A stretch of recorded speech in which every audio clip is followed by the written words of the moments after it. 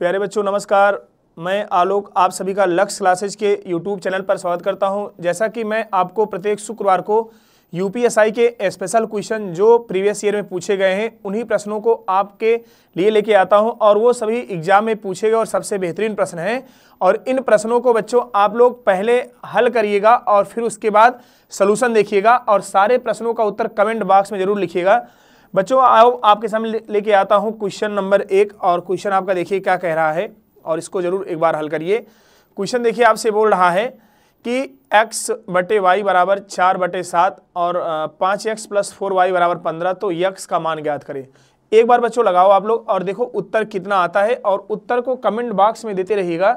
उत्तर जो भी आएगा आप उसका जवाब कमेंट बॉक्स में अवश्य लिखें। क्या आपका आंसर आता है पहले बच्चों आप लोग खुद लगाओ फिर हम बताएंगे आपको।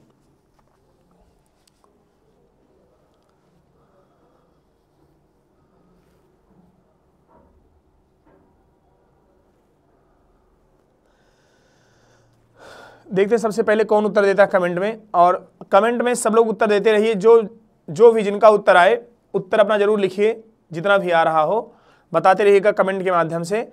और बच्चों इन सब सवालों को लगाने से आपका खुद ही मनोबल बढ़ जाएगा और खुद की प्रैक्टिस मजबूत हो जाएगी। जितना ज़्यादा से ज़्यादा सवाल आप लगाओगे उतना ज़्यादा से ज़्यादा आपका प्रैक्टिस होता चला जाएगा। आप लोग लगाते रहिए, कमेंट में आंसर देते रहिए।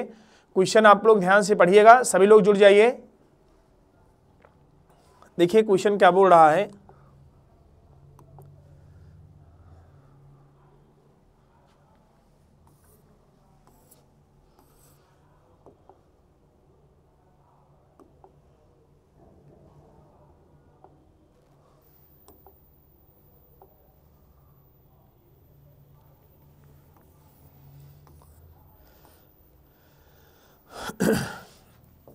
x बटे वाई बराबर 4/7 के, तो x बराबर 4x/7।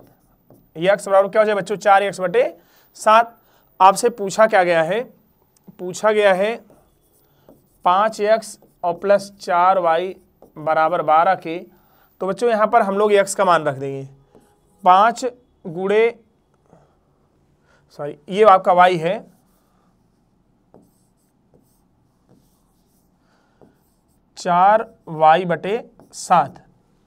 x का मान यहाँ रख देंगे 4y/7 और +4y बराबर 12 के। तो यहाँ पर कितना आ जाएगा 20y/7 + 4y बराबर 12 के। 7 चौक 28y, कितना हो जाएगा 28y और +20y/7 बराबर 12 के। तो 48y बराबर 12 गुणे 7। 48y बराबर ये 15 है लिखा है, ये 15 है और ये 15 है, ये 15 है 15 गुणे 7 के। तो y बराबर 105/48। 105/48। तो y का मान 105/48 आ गया। आपसे x का मान बच्चों पूछा गया। x का मान देखो ये है 4 गुणे 105/48 और यहाँ पर हो जाएगा 7। तो यहाँ पर देखिए आप अगर इसको काटेंगे 7 एकम 7, 15 7 105, 4 एकम 4, 12 चौक 48, 3 चौक 12, 3 5 15, यानी कितना आ गया 5/4। 4 एकम 4, 4 दूना 8, 4 पंचे 20। आंसर बच्चों आपका कितना आ गया 1.25। आंसर कितना आ गया 1.25। तो बच्चों उम्मीद करते हैं आपको ये प्रश्न जरूर समझ में आया होगा और इसको ऐसे ही लगाइएगा। जिसका जिसका जो भी आंसर आए कमेंट बॉक्स के माध्यम से अपना अपना आंसर देते रहिए। तो उम्मीद करते हैं आप लोगों को प्रश्न समझ जरूर आया होगा। अगर ना आया होगा तो आप लोग दोबारा फिर से वीडियो पीछे करके देख लीजिएगा। आइए लेके चलते हैं प्रश्न संख्या नंबर 2 पर। देखिए प्रश्न आपका अगला क्या कह रहा है। चलिए बच्चों लगाइए आप लोग, प्रश्न को पहले पढ़िएगा ध्यान से और फिर इसको लगाइएगा। जवाब आप लोग कमेंट के माध्यम से देते रहिएगा। जो भी आपका आंसर आएगा, जो भी आपका जवाब आएगा, आप लोग जवाब के माध्यम से कमेंट में लिखिएगा क्या क्या आपका आंसर आता है, जरूर बताइए।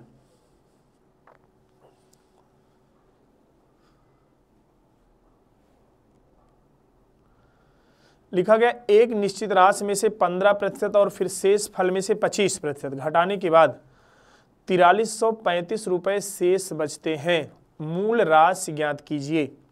तो आप लोग आंसर दीजिए, यह मूल राशि क्या थी। कमेंट के माध्यम से बताते रहिए कि ये मूल राशि आपकी क्या थी।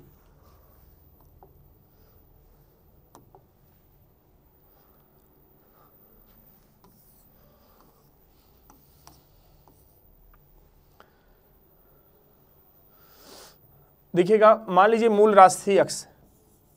मूल राशि क्या थी? यक्स। बोला गया 15% और 25% घटाने से, तो जो प्रतिशत कमी होती है हमेशा 100 से होती है। 100 में से अगर 15 निकाल दें क्या बचेगा? 85 और बटे 100, और 100 में से 25 घटा दें क्या बचेगा? 75 बटे 100, और यह राशि क्या हो जाए? 4335। यह राशि कितनी है? 4335। तो बच्चों ध्यान दीजिएगा, आप लोग यहाँ पर हमें इसको काटना है, उत्तर देना है, और आप लोग जरूर एक बार काट के उत्तर लिखते रहिए कमेंट के माध्यम से। 25 तिया 75 और 25 चौका 100, और इसको काट देंगे 5 से 17 आ गया, और कितना आ गया? 20। 3 एकम 3, 3 चौक 12, 3 चौक 12, 3 पछे 15। अब इसको काटेंगे जब हम 17 से, 17 एकम 17, 17 अट्ठे 136, 17 अट्ठे कितना होता है? 136, 36 और 8 44, 17 पचे 85, कितना आ गया? 85।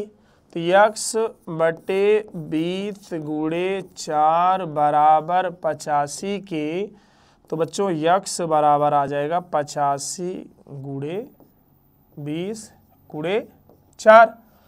तो ये आपका हो जाएगा 85 दूना 170 और गुणे 4 170 और गुणे 1700, यहाँ पे जीरो लग जाएगा, और 17 चौका 6800, कितना हो जाएगा?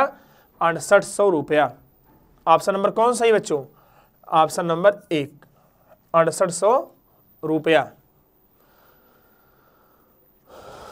तो बच्चों उतार लीजिएगा प्रश्न को और सॉल्यूशन समझ लीजिएगा कैसे इसका आंसर आया है, किस तरीके से आप इसको हल करोगे, एक बार जरूर ध्यान समझ लीजिएगा।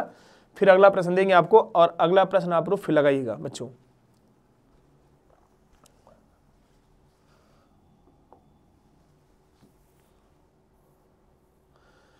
चलिए बच्चों, अगला सवाल आप लोग लगाइए और इसका आंसर लिखिएगा। क्या आंसर देते आप लोग देखते हैं, जो भी आंसर आएगा बताते रहेगा, और कमेंट के माध्यम से बोलते रहिए जो भी आंसर जिसका भी आएगा।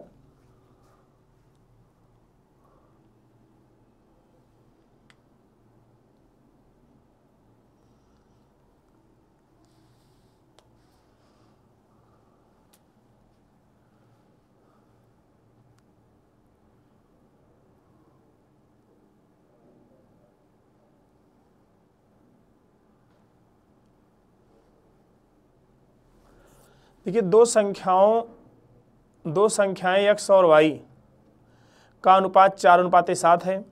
यदि x में 6 जोड़ा जाए और y में से 7 घटाया जाए, तो उनका अनुपात 3:4 हो जाता है। हो जाता है। y और x में अंतर क्या है? तो बताओ बच्चों, y और x में अंतर क्या है?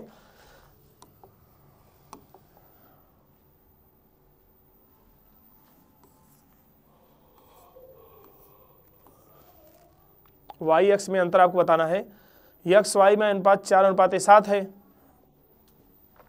मान लीजिए x बराबर 4x और 4a, y बराबर 5a। x y में 4:7 का अनुपात है। x बराबर 4a, y बराबर 7a। यदि x में 6 जोड़ा जाए, y में 7 घटाया जाए, x में 6 जोड़ा जाए 4a + 6, और y में से क्या किया जाए? 7 घटाया जाए, 7a - 7, y में से 7 घटाया जाए, x में 6 जोड़ा जाए, y में 7 घटाया जाए तो अनुपात क्या हो जाता है? 3:4। 4 चौक 16a और प्लस 4 6 24, 7 त्रिक 21 से माइनस 7 त्रिक 21। ठीक है, यहां से बच्चों हम लिख सकते हैं 21a माइनस 16a बराबर 24 और प्लस 21। तो 5a बराबर 45 के a बराबर 45/5 यानी कितना आ जाएगा? 9। कितना आ जाएगा? 9। तो हम बच्चों बोल सकते हैं x बराबर आपका हो जाएगा 4 गुणे 9 यानी 36, y बराबर हो जाएगा 7 गुणे 9 यानी कितना हो जाएगा? 63। तो यही बोला है दोनों संख्याओं में अंतर कितना है। अब आपको दोनों संख्याओं में अंतर निकालना है, तो 63 और 36, 13 में से 6 गए 7 और यहाँ पर 5 में से 3 गए 2। दोनों संख्याओं में अंतर कितना है? 27 का। दोनों संख्याओं में बच्चों अंतर कितना है? 27 का। तो आप लोग लगाओ इसको और ध्यान से लगाना, जो आंसर आएगा सब लोग कमेंट के माध्यम से हमारे लगाने से पहले दीजिएगा आंसर। इससे आपका खुद से प्रैक्टिस मजबूत होगी, मनोबल भी बढ़ेगा। तो जिनका जो भी उत्तर आए वो कमेंट में लिखते रहें, बताते रहें। और सारे क्वेश्चन को आप लोग जिनको नहीं समझ में आता है वो एक बार जरूर अवश्य उतार लें, उनका खुद ही मजबूत हो जाएगा प्रैक्टिस ऐसे ही कि कम से कम आपको 40-45 प्रश्नों का एकदम बढ़िया से समाकलन यहाँ पर मिल जाएगा बच्चों।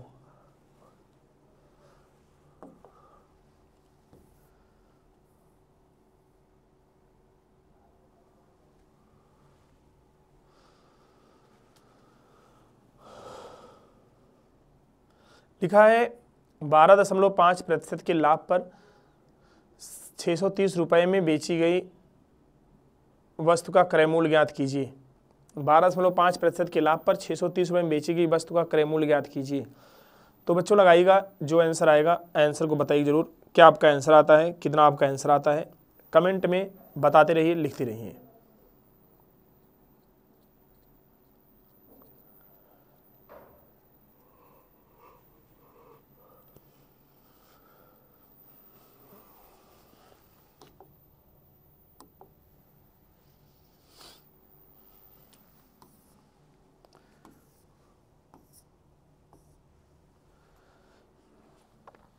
देखिए यहाँ से लाभ है 12.5% और एसपी है 630 रुपये, और आपको पता होगा 12.5% का फ्रैक्शन वैल्यू क्या होता है? 1/8। 12.5% का बच्चों फ्रैक्शन वैल्यू क्या होता है? 1/8। जो नीचे वाला होता है इसे कहते हैं सीपी और इसे कहते हैं लाभ। क्रय मूल्य में अगर लाभ जोड़ लेते हैं आता विक्रय मूल्य। विक्रय मूल्य कितना आ जाएगा बच्चों? विक्रय मूल्य आ जाएगा 9। विक्रय मूल्य कितना आ जाएगा? 9। तो यहाँ पर विक्रय मूल्य आपका आ गया 9। तो यहाँ पर रेशियो में विक्रय मूल्य 9 है और रियल में यानी रुपए में विक्रय मूल्य कितना है? 630। एक का मान हो जाएगा 630/9 यानी 9 7 63। और क्रय मूल्य है 8। 70 गुणे 8 560 रुपया। कितना है बच्चों?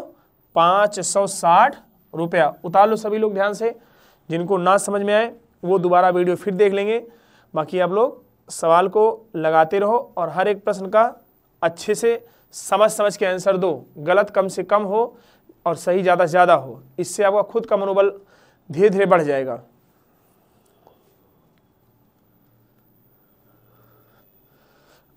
आइए अगले प्रश्न लेके चलते हैं आप लोग बच्चों। अगला प्रश्न क्या कह रहा है?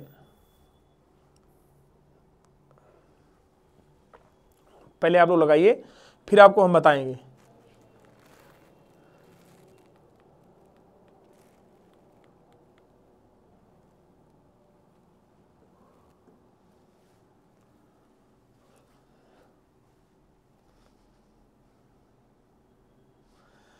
पहले और दूसरे बेलन के आयतन का अनुपात 32:9 है और उनकी ऊंचाइयों का अनुपात 8:9 है। यदि दूसरे बेलन के आधार का क्षेत्रफल 616 सेंटीमीटर स्क्वायर है तो पहले बेलन की त्रिज्या ज्ञात करें। चलिए बताते रहिए आप लोग आंसर क्या आ रहा है, कितना आ रहा है, कमेंट बॉक्स में लिखते रहिए। जो भी आंसर आए आपका, देखते हैं कौन कौन इसका सबसे पहले जवाब देंगे। सभी लोग कमेंट में लिखते रहिए। हम नाम किसी का नहीं पढ़ पाएंगे क्योंकि हमारे पास टाइम कम रहता है।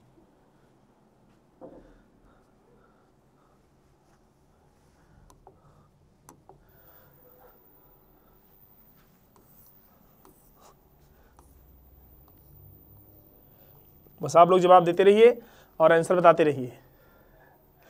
बोला गया पहले और दूसरे बेलन के आयतन का अनुपात है।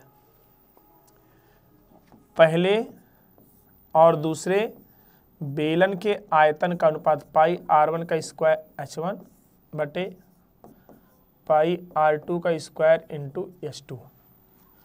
पाई R1 का स्क्वायर H1 और गुणे पाई R2 की स्क्वायर H2।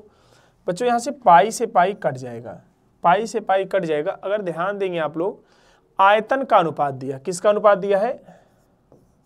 32/9। और पहले की ऊंचाई इसमें देखो क्या है, पहले की ऊंचाई है 8। R1 का स्क्वायर गुणे 8, R2 का स्क्वायर गुणे 9। 8 एकम 8, 8 चौक 32, 9 एकम 9, कट गया। यानी हम बोल सकते हैं R1 बट्टे R2 का स्क्वायर बराबर 4:1।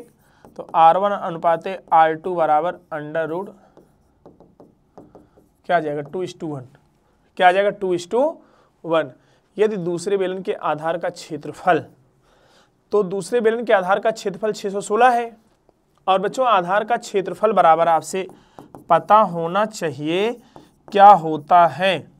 आधार का क्षेत्रफल होता है पाई R स्क्वायर बराबर 616 दिया है। तो यहाँ से पाई का मान कितना है, ध्यान दीजिएगा, पाई का मान है 22/7 गुणे 1x बराबर 616 के 11 दूना 22 और 11 पचे 55 और 11 छका 66, 2 एकम 2, 28 दूना 56। तो x बराबर आ जाएगा यहाँ पर 1x स्क्वायर है, ये 1x स्क्वायर, ठीक। x स्क्वायर बराबर आ जाएगा 28 गुणे 7। तो x बराबर आ जाएगा अंडर रूट 28 गुणे 7, यानी आ जाएगा 2 गुणे 7 14। कितना आ जाएगा 14। और दूसरे की नहीं, इसे बोला है पहले बेलन त्रिज्या 2x माने हैं, 2 गुणे 14 बराबर क्या आ जाएगा 28। कितना आ जाएगा बच्चों 28 सेंटीमीटर, ऑप्शन नंबर सी। तो सभी लोग इसका सलूशन उतार लेंगे। अच्छा सवाल था बच्चों और ध्यान से उतारिएगा। जो जिनका आंसर आएगा वो अपना अपना कमेंट के माध्यम से लिखते रहिए। देखते हैं कौन कितने प्रश्न का सही जवाब देता है यहाँ पर। और सभी लोग सही करने का ही प्रयास करिएगा, ज़्यादा से ज़्यादा सवाल आपसे सही हो जिससे आपका मनोबल बढ़ता रहे।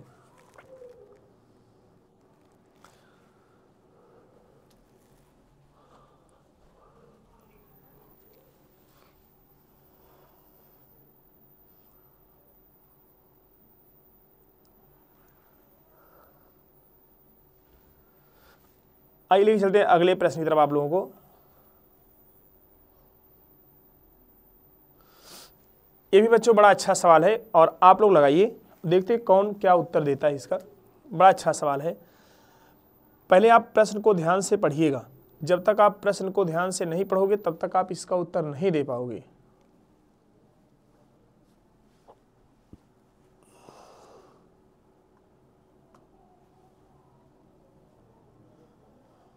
ये आपका ध्यान देना मीटर स्क्वायर है, लिख दे रहे हैं।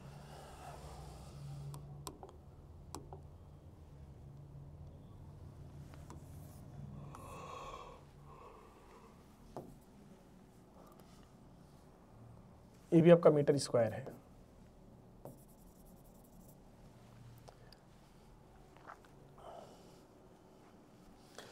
बोला अगर राम अपने वाचनालय की सभी दीवारों को छत को स्वयं से पेंट करना चाहता है और उसने अपने कमरे को पिंड करना शुरू किया और 16 मीटर स्क्वायर क्षेत्रफल को पिंड करने के बाद 4 लीटर पिंड टिन खत्म हो गया।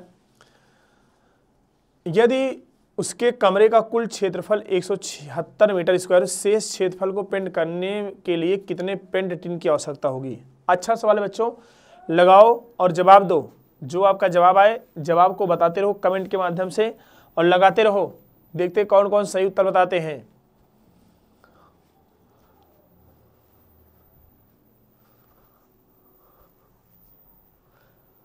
सभी लोग आंसर देते रहो, आपस में कोई बात नहीं करना है।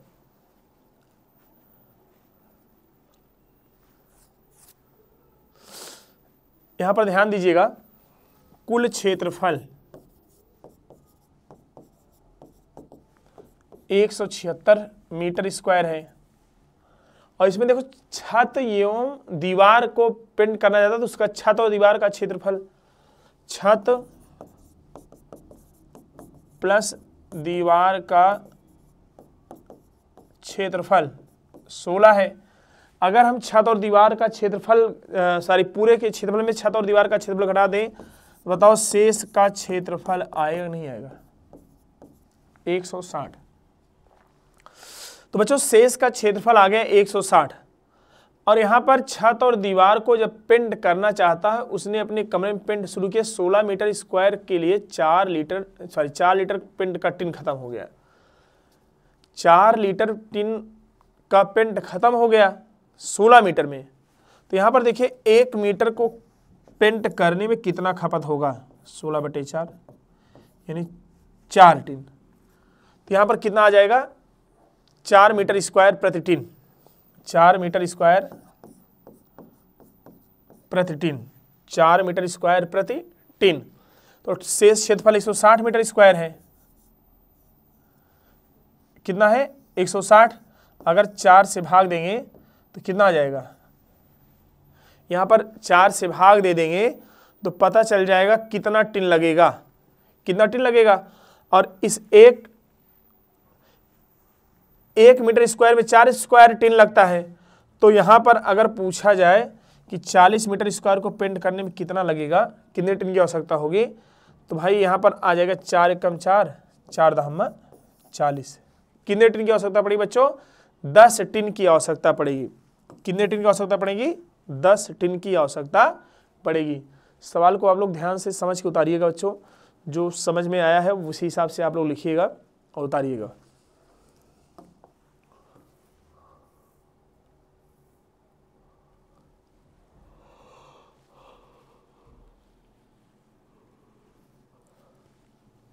लगाओ बच्चों सवाल आप लोग ध्यान से, जो जिनका आए लगाते रहें और बताते रहें उत्तर कितना आ रहा है।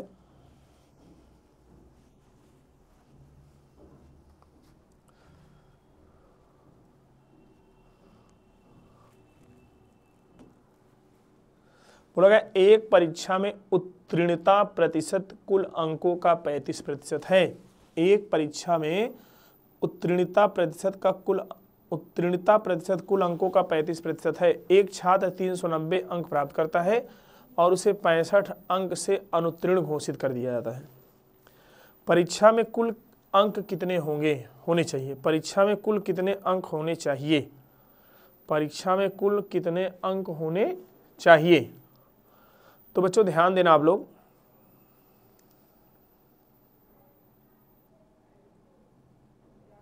ठीक, अगर उत्तीर्ण होना है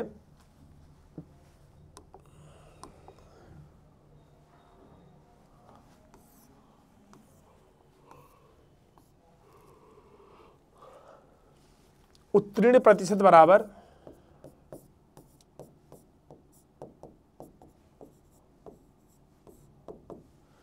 उत्तीर्ण प्रतिशत बराबर 35% और पास अंक 390 और प्लस 65, 5 9 6 15 की 5 3 1 4, मतलब वो 455 अंक पाएगा तो उत्तीर्ण घोषित हो जाएगा। तो यहाँ पर 35% का मान दिया है, 455 1% का मान हो जाएगा 455/35।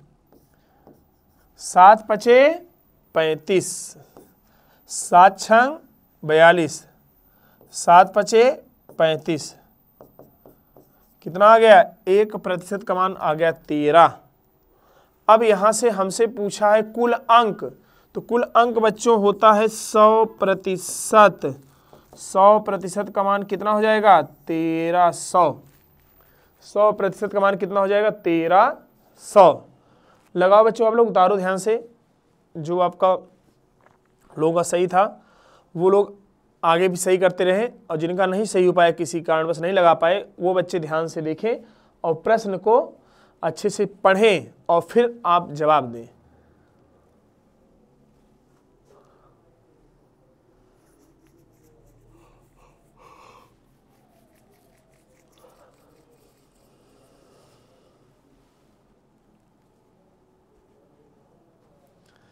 आइए हम लोग चलते हैं अगले प्रश्न की तरफ।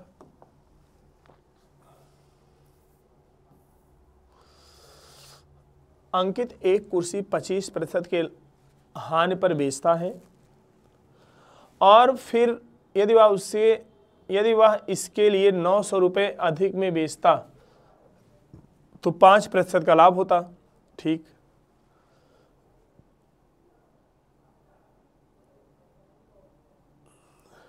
%40 का लाभ कमाने के लिए कुर्सी का विक्रय मूल्य क्या होना चाहिए? पहले 25% की हानि पर बेचा और फिर 5% के लाभ पर। लगाओ बच्चों, जवाब देते रहो कमेंट के माध्यम से। जो जिनका जवाब आए सभी लोग कमेंट के माध्यम से जवाब को लिखते रहें।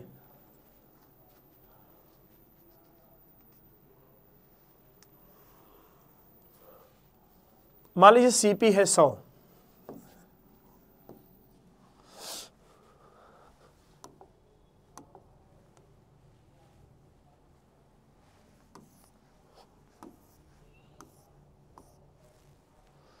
सीपी बराबर 100। बोला गया वह 25% के हानि पर बेचता है, तो कितने में बेचेगा? 75। और वह 5% लाभ पर बेचता है, तो कितने में बेचा जाएगा? 105। तो यहां से बच्चों बताओ कितना अधिक में बेचा गया? अगर देखा जाए तो यहाँ पर 30 अधिक बेचा जा रहा है। अगर रेशियो की बात की 30 अधिक हो रहा नहीं हो रहा है? रेशियो में 30 अधिक में बेचा गया है, और उधर कितने में बेचा गया है? 900।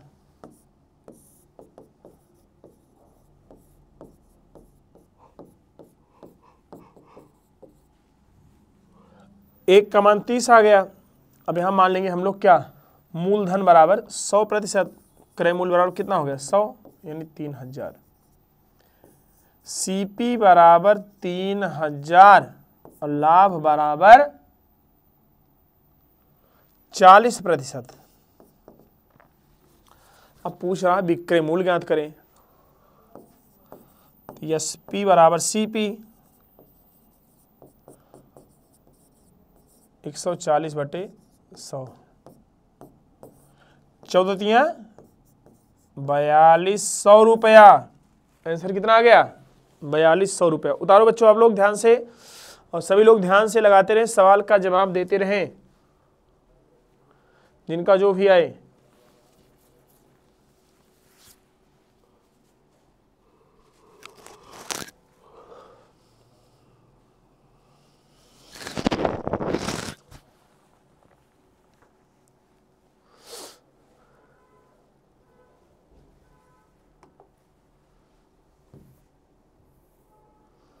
चलिए इसकी माध्यिका बताओ बच्चों, इसकी माध्यिका क्या आएगी, कितनी आएगी?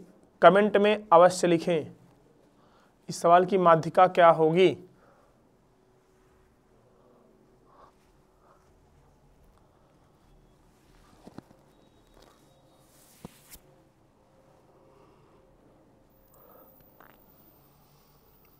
देखो यहां से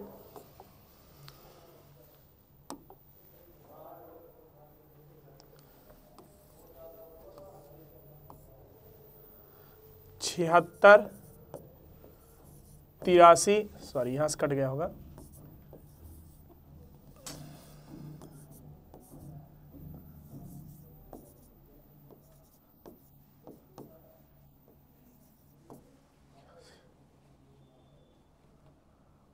52, 18, 34, 84, 35। देखो बच्चों, जब माध्यिका निकालना होता है किसी भी बड़े से बड़े सवालों के लिए, तो सबसे पहले आप एक काम किया करिए, पहले नंबर देख लीजिए कितना, और एक नंबर और 27, इतने नंबर हैं टोटल, 1 2 3 4 5 6 7 8 9 10 11, 1 2 3 4 5 6 7 8 9 10 11। जब माध्यिका निकालने के लिए बच्चों लोग पूछा जाएगा तो सबसे बड़ी संख्या को सबसे छोटी संख्या से हटा देना, सबसे बड़ी संख्या जो होगी और सबसे छोटी संख्या उसको हटा देना। सबसे बड़ी संख्या इस सीरीज में क्या है, 84, और सबसे छोटी संख्या 11। यानी अगर देखा जाए 84 है, 11 है, दूसरे नंबर पे क्या है 83 है, और दूसरी छोटी संख्या 18 है, 81 है बच्चों, और क्या है 27 है, ये तो है। और यहाँ पर 76 है, यहाँ पर क्या है 30 है, और यहाँ पर 52 है, और यहाँ पर क्या है 34 है। तो छोटी संख्या काट देना, उसी क्रम में काटते चले जाना, लास्ट में जो संख्या बचेगी वही आपकी क्या हो जाएगी, माध्यिका। माध्यिका क्या हो जाएगी 35, क्या हो जाएगा ऑप्शन नंबर ए। बच्चों फिर समझा दें आपको, जब आपको माध्यिका निकालनी होगी तो जितनी बड़ी सीरीज चाहे जितनी बड़ी पैटर्न दिया रहेगा, उस पैटर्न में सबसे बड़ी संख्या को सबसे छोटी संख्या से हटाना, दूसरी सबसे बड़ी दूसरी सबसे छोटी, तीसरी सबसे बड़ी तीसरी सबसे छोटी, चौथी सबसे बड़ी चौथी सबसे छोटी, इसी क्रम में हटाते रहना, जो लास्ट में नंबर बचेगा वही आपका हो जाएगा माध्यिका। तो उम्मीद करते हैं बच्चों आप लोगों को समझ में आया होगा, और समझ में अगर आ रहा हो तो वीडियो को ज़्यादा से शेयर कर दें आप लोग।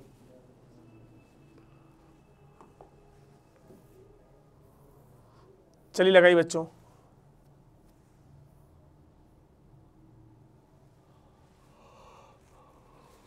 सवाल नंबर आपका 10 है, और जवाब दीजिए आप लोग, क्या आता है जवाब, देखते हैं आप लोगों का 10वें क्वेश्चन में।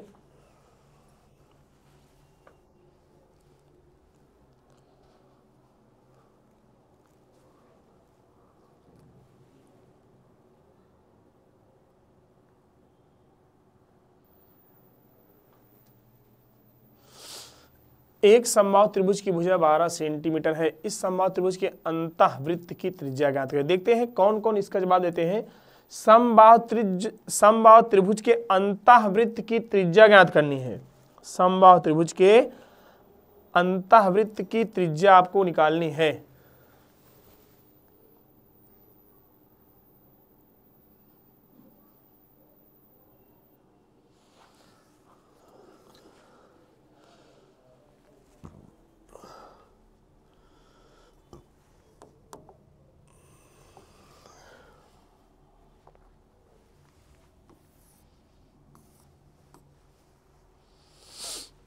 देखिए यहां से समबाहु त्रिभुज के अंतःवृत्त की त्रिज्या जो है स्मॉल r बराबर a/2√3, और परवृत्त की त्रिज्या, समबाहु त्रिभुज के परवृत्त की त्रिज्या a/√3, क्या होता है a/√3। ए हमारा दिया है बच्चों कितना, देखो ए दिया है 12, ए कितना दिया है 12, तो यहाँ पर ए का मान जब 12 रखेंगे तो अंतःवृत्त की त्रिज्या की 12/2√3, 2 छंग 12, यानी 6/√3। यहाँ पर √3 का गुणा करा देंगे √3 से, तो ये आ जाएगा आपको कितना 6√3/3। बच्चों उत्तर आएगा 2√3। समबाहु त्रिभुज के परवृत्त की त्रिज्या अगर निकालना होता तो 12/√3, 12√3/3, 3 चौक 4√3। अगर परवृत्त की त्रिज्या पूछा थी 4√3, और अंतःवृत्त की त्रिज्या स्मॉल r बराबर 2/√3। और हम देखें कमेंट के माध्यम से कौन कौन ये बताते हैं, विषमबाहु त्रिभुज के अंतःवृत्त की त्रिज्या क्या होती है? विषमबाहु त्रिभुज के अंतःवृत्त और परवृत्त की त्रिज्या क्या होती है? कमेंट के माध्यम से लिख के बताइए। देखते हैं कौन कौन बता पाएंगे कि परवृत्त की त्रिज्या क्या होगी और अंतःवृत्त की त्रिज्या क्या होगी अगर त्रिभुज क्या होगा? विषमबाहु। प्यारे बच्चों ध्यान दीजिएगा, हम लोग एक एसएससी जीडी और यूपीपी की UP triple SC offline new batch start कर रहे हैं। टाइमिंग आपको बताया गया है 2:30 PM। 2:30 PM डेट है 18/11/2025, यानी अब की जो मतलब जो आने वाला मंगलवार है, आने वाले मंगलवार को शाम 2:30 पे जो टाइमिंग क्या दिया है 2:30 PM पे, मतलब वही दोपहर का टाइम है और हम लोग न्यू बैच स्टार्ट कर रहे हैं। अगर आप लोग बच्चों कोई जान पहचान संपर्क में हो तो एक बार अवश्य उनको सजेशन दीजिए कि एक बार लक्ष्य क्लासेज आए और देखें यहाँ पर क्या कैसे चल रहा है। 3 दिन की डेमो क्लास फ्री है, डेमो का कोई चार्ज नहीं है लेकिन ये बैच एकदम बेसिक से स्टार्ट हो रही है दोपहर 2:30 पे, एकदम जीरो से। न्यू फ्रेश बैच है, जो भी पढ़ाया जाएगा सब 01 से ही पढ़ाया जाएगा बच्चों। तो जो भी जान पहचान में हो एक बार उनको अवश्य जोड़िए। आइए चलते अगले प्रश्न की तरफ।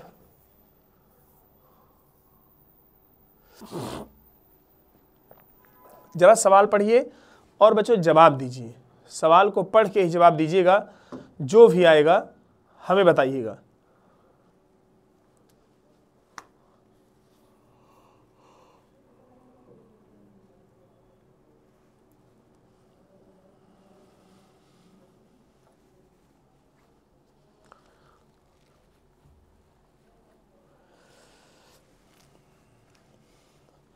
एक शहर की जनसंख्या, सवाल में बोला क्या गया, एक शहर की जनसंख्या 7,35,000 है। यदि प्रतिवर्ष 12% की दर से बढ़ती है तो 2 वर्ष बाद जनसंख्या कितनी हो जाएगी?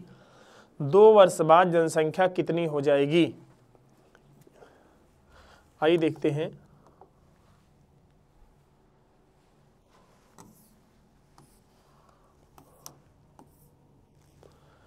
किस दर से बढ़ रही है? 12%। टाइम क्या है? 2 वर्ष। और कुल कितना है? प्रिंसिपल पूर्व में जनसंख्या कितनी है? 735,000। तो बच्चों 12% का फ्रैक्शन वैल्यू आपको पता होना चाहिए 3/25। यहां लिख देंगे हम पूर्व और यहां लिख देंगे बाद। पहले 25 था, 3 बढ़ गया 28 हो गया। 25 था, 3 बढ़ गया 28 हो गया। 25 पैसा में बच्चों क्या होता है? 625। 28 पैसा में क्या होता है? 784। तो रेशियो में 2 साल पहले 625 और रियल में 2 साल पहले कितनी थी? 7,35,000। तो बच्चों 625 का मान दिया है 735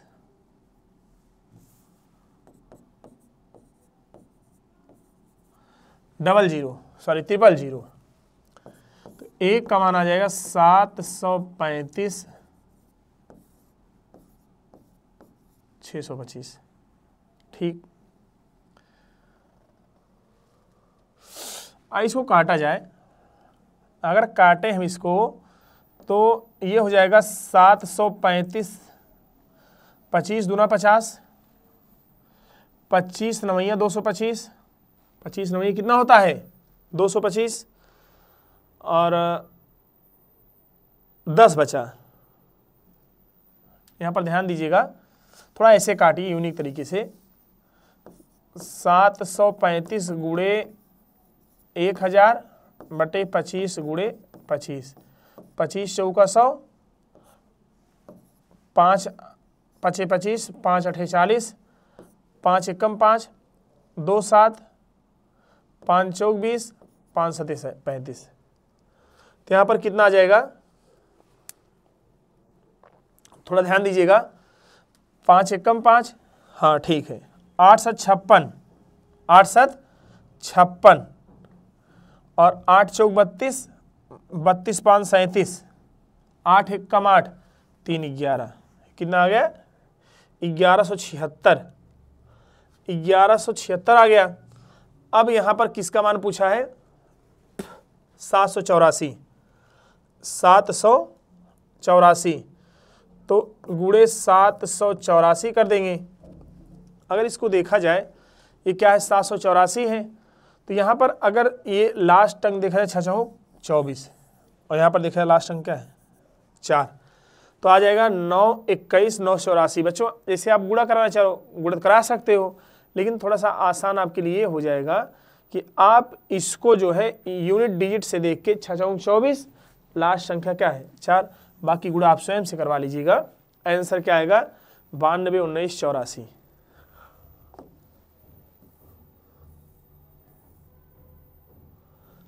देखिए ये थोड़ा सा कथन और तर्क वाला क्वेश्चन है। प्रश्न क्या है, आयत का परिमाप ज्ञात कीजिए। ठीक, पहले लिखा निम्न प्रश्न पर विचार कीजिए और तय कीजिए कौन सा कथन प्रश्न उत्तर देने के लिए पर्याप्त है। समबाहु त्रिभुज का परिमाप 63 है, आयत की लंबाई समबाहु त्रिभुज के बराबर है।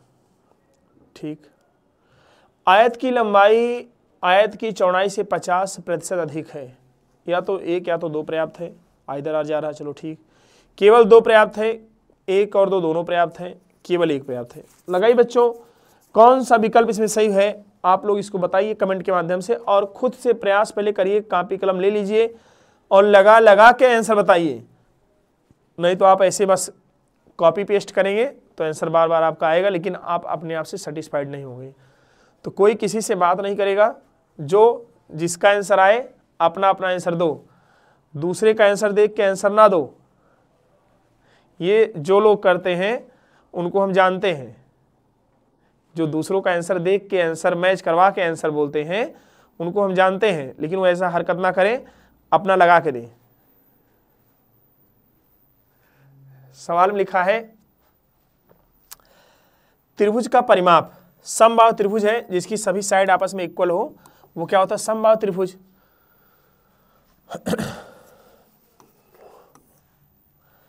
तीन ए बराबर 63 के ए बराबर 63/3 यानी क्या आ गया, साइड आ गई 21, साइड क्या आ गई 21।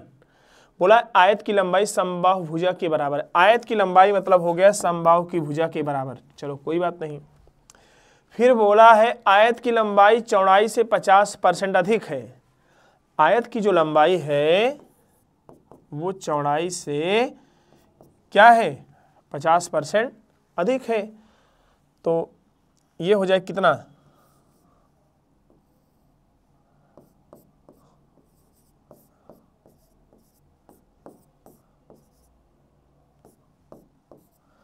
ये हो गया 14। ठीक, तो यहां पर कथन दोनों पर्याप्त हैं, एक और दो दोनों पर्याप्त है। एक से आप इसका परिमाप नहीं ज्ञात कर पाओगे, क्योंकि यहां पर लंबाई मालूम है, यहां से चौड़ाई में रिलेशन मिल रहा है। जब तक लंबाई चौड़ाई आएगी नहीं तब तक परिमाप आएगा नहीं बच्चों। तो यहां पर कथन दोनों पर्याप्त है आपके। आइए अगला प्रश्न है, इसका जवाब दीजिए आप लोग कमेंट के माध्यम से, देखते हैं कौन कौन जवाब दे पाएंगे। 23,800 रुपए के मूलधन को वार्षिक रूप से संयोजित 10% चक्रवृद्धि ब्याज पर 2 वर्षों के लिए निवेश किया जाता है, परिपक्वता पर कुल मिश्र धन क्या होगा। ठीक सवाल है, कुल मिश्र धन क्या होगा, तो आप लगाएंगे कुल मिश्र धन क्या होगा। इस सवाल का मिश्र धन आपको बताना है। दर पहले पता करो क्या है, सवाल का दर देखो कितना दिया है 10%। P बराबर दिया है 23,800, दर दिया है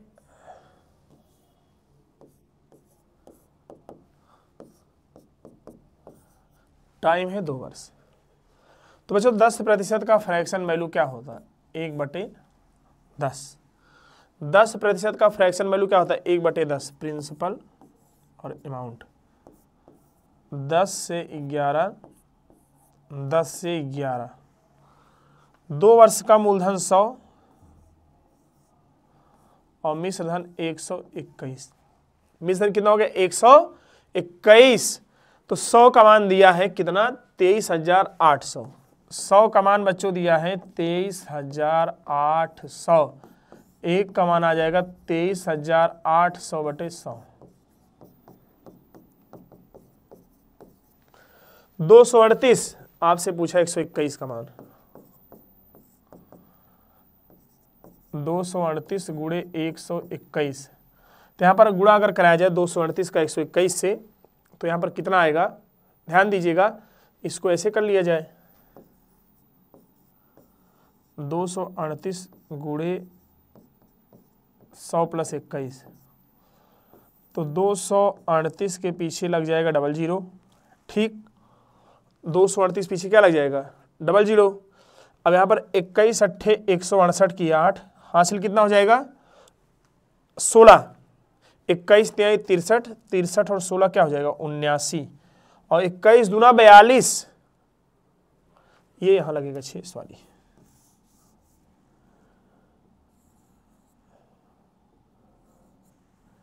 इक्कीस दूना 42, 21 दूना 42, 21 दूना 42, 42 7 49, और फिर हो जाएगा 21 दूना 42, 42 4 46, कितना आ जाएगा 21, फिर से गुणा करा दे रहे हैं, ये आपका 23,800, फिर 21 अट्ठे 168 की 8 हासिल हो जाएगा कितना बच्चों 16, 21 तिहाई 63, 63 और 16 79 की 9 हासिल 7, 21 दूना 42, 42 7 49। अब सही है 8 9 9 8 17, 4 3 7 1 8, और ये 2, ये आ गया 28,798। 28,798, थोड़ा इसी मिसप्रिंट है बच्चों, यही ऑप्शन सही है 28,798, ये मिसप्रिंट ऑप्शन है, तभी हम सोच रहे थे कितना कैसे आंसर ऐसे आ रहा है, यही आएगा 28,798 रुपया। आओ चलते हैं सवाल नंबर 14 की तरफ। लगाओ बच्चों सवाल नंबर 14, देखो आंसर क्या दे रहा है, आपका आंसर क्या आएगा, कमेंट के माध्यम से आंसर को बताते रहिए, जो भी आंसर आए।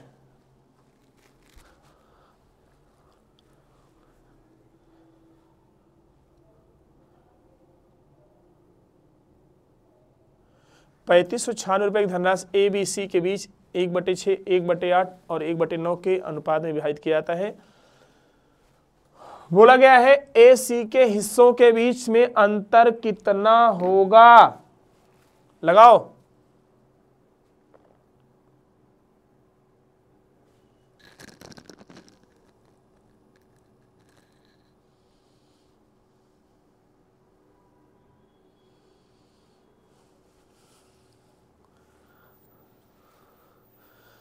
ए सी के बीच का अंतर कितना होगा,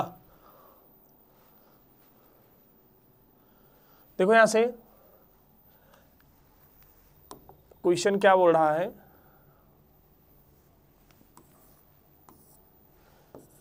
ए बी और सी 1/6, 1/8, 1/9, लासा हो जाए कितना बच्चों यहाँ पर लासा हो जाएगा आपका 72, 12 छंग 72, 8 9 72, 9 8 72।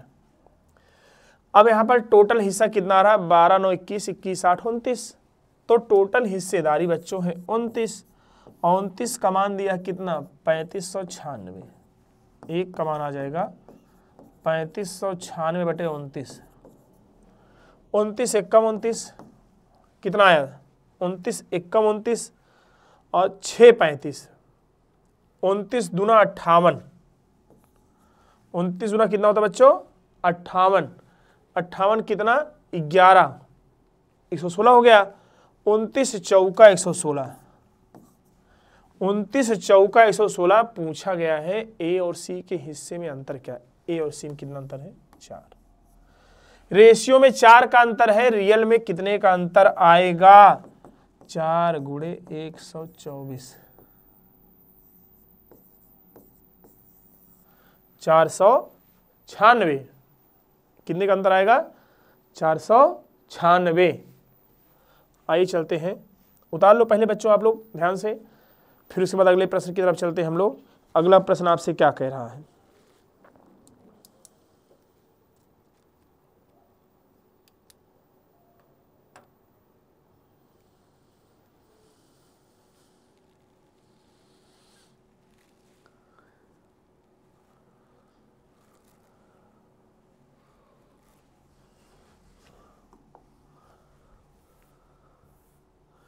बढ़िया सवाल है बच्चों, लगाओ आप लोग आंसर दो कमेंट में। बढ़िया सवाल आ गया आपके सामने अब, और बताते रहिए आंसर क्या आएगा इसका।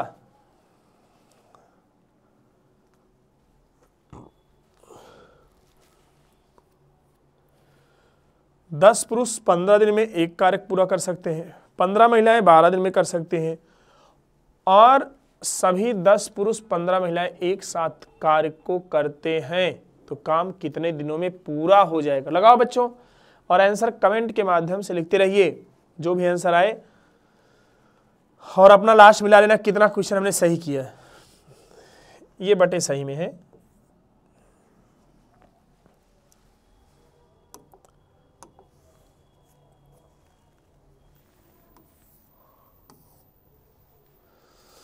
देखिए कन्वर्जन आपको करना है यहाँ पर, 15 पुरुष 10 दिन में और 15 महिलाएं, 10 पुरुष 15 दिनों में, बता दे 10 पुरुष 15 दिन में और 15 महिलाएं 12 दिन में, 15 महिलाएं 12 दिन में। 15 से 15 कट गया, 2 पंचे 10, 2 छंग 12, यानी बोल सकते हैं 5 पुरुष बराबर 6 महिला। कन्वर्जन आ गया 5 पुरुष बराबर 6 महिला, और इनका काम आपस में बराबर है, दोनों में से किसी एक को उठाइए। 10 पुरुष 15 दिनों में कर सकते हैं, फिर बोला गया है 10 पुरुष और 15 महिलाएं, 10 पुरुष 15 महिलाएं उस काम को D2 दिनों में समाप्त कर देंगी। बच्चों यहां पर आसान हो गया है कि एक पुरुष बराबर निकालो कितनी महिलाएं की। एक पुरुष बराबर 5/6 महिला। 10 पुरुष बराबर कितनी महिलाएं? 10 गुणे 6/5 महिला होगा ये। 10 गुणे 6/5 बराबर 10 गुणे 6/5 और प्लस 15 इंटू D2। 5 दूना 10, 5 दूना 10, देखो 6 दूना 12, 6 दूना 12, और यहाँ पर आपका कितना हो जाएगा? 6 दूना 12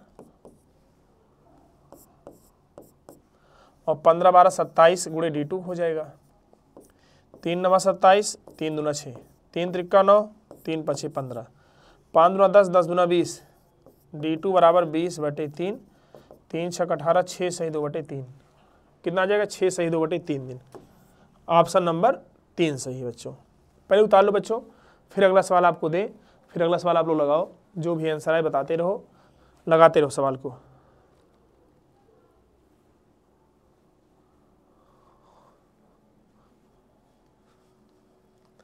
चलिए अगला सवाल देखिए आप लोग, 16 नंबर क्या कह रहा है?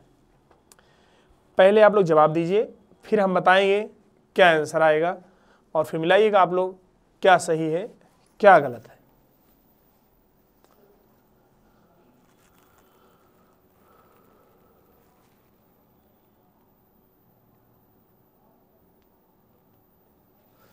देखिए 4 वर्ष पहले ए और बी की औसत आयु 18 वर्ष थी।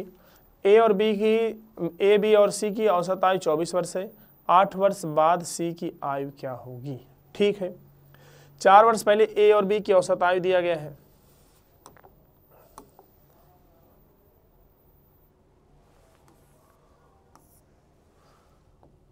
वर्तमान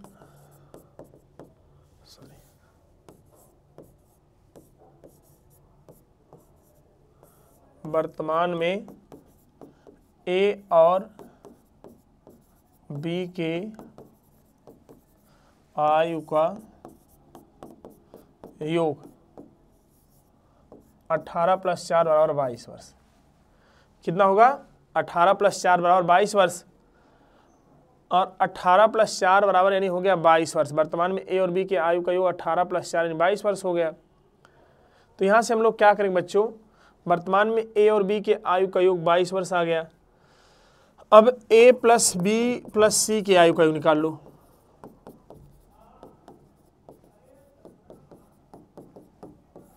ए + बी + सी के आयु का योग निकाल लो। 3 लोग हैं, 24 × 3 = 72 वर्ष। अगर हम ए और बी के आयु का योग रख दें, बताओ सी के आयु का योग आएगा नहीं आएगा? तो 22 + सी = 72 के सी = 72 - 22,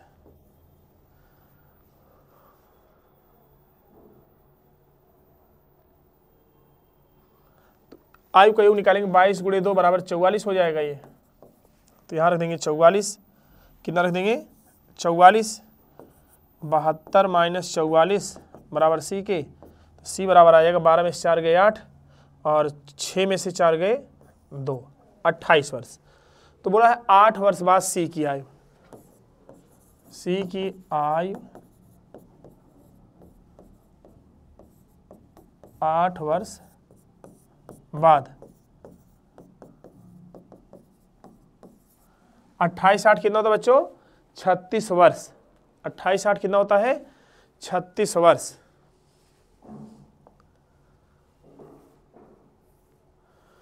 बहुत अच्छा सवाल बच्चों। इसका निकालना आपको मासा, इसका मासा निकालना है। 144, 360 और 504 का मासा कितना होगा? 144, 360 और 504 का मासा कितना होगा?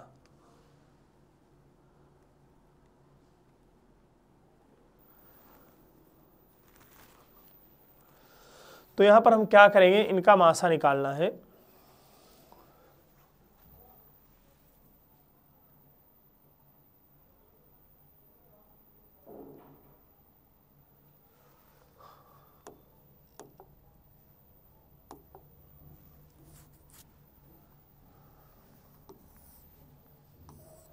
देखिएगा, ये लिखा 144 और ये लिखा 360 और ये लिखा 504। ये कितना लिखा? 504।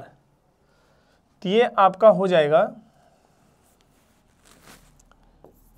36 चौका 144 और ये हो जाएगा 36 दहम्मा 360, 36 दहम्मा 360 और ये हो जाएगा कितना? 36 से कम 36, 5 4 36 भाग, तो 36 से कम 36, 14, 36 चौका 144। ठीक है, ये हो गया 72 × 2 और ये हो गया 72 × 5 और ये हो गया 72 × 7। देखो सब में कॉमन संख्या क्या है? सब में कॉमन संख्या आपकी है क्या? 72। तो इसलिए बच्चों मासा जो हो जाएगा 72। उतार लो बच्चों, मासा कितना हो जाएगा? 72। मासा इसका कितना हो जाएगा? 72।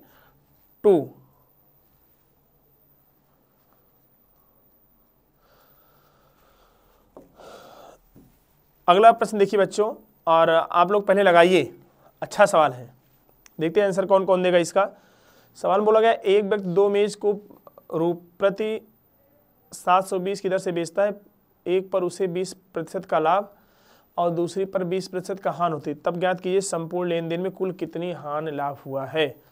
संपूर्ण लेन देन बच्चों आपको लाभ हानि निकालना है, कितना हुआ है। संपूर्ण लेन देन में लाभ आपको निकालना है कितना होगा।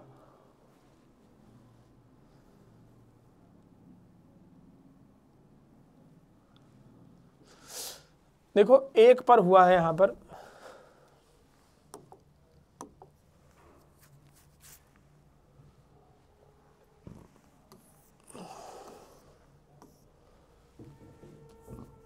एक पर उसे 20% का लाभ होता है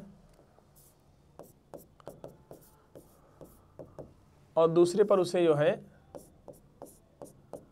20% की हानि होती है, यानी 1/5 और -1/5, 1/5 और -1/5। तो यहाँ से हम बोल सकते हैं पहले का CP और SP।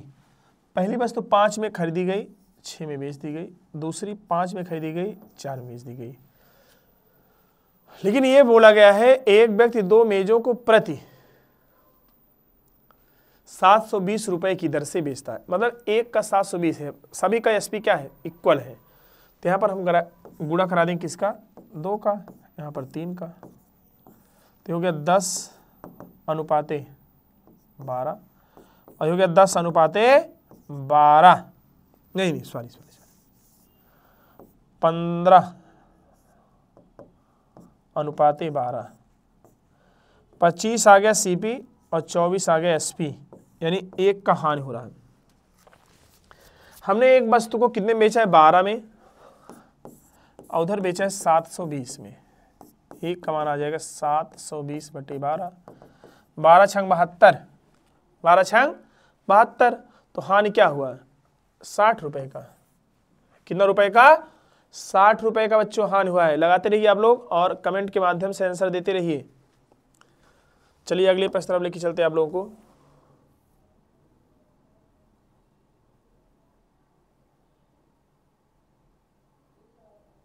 ये बच्चों रिपीट प्रश्न हो गया है, पता नहीं कैसे 2 बार ये प्रश्न आ गया है। तो अभी इसको बताए थे आपको कि अगर इसका निकालना हो माध्यिका, तो फिर से बार समझा दे रहे, चलो कोई बात नहीं। माध्यिका निकालनी है तो सबसे बड़ी संख्या को सबसे छोटी नंबर से काट दो। सबसे बड़ी संख्या ये है, नहीं सबसे बड़ी संख्या इसमें क्या है, 84 है, 11 है, 83 है, 18 है, 81 है और 81 है, तो यहाँ छोटी संख्या 27 है और इसके बाद 76 है तो 34 है, नहीं हाँ 76 है तो यहाँ 34 है, 30 है तो 52 है, बचा क्या 35। आंसर क्या होगा 35।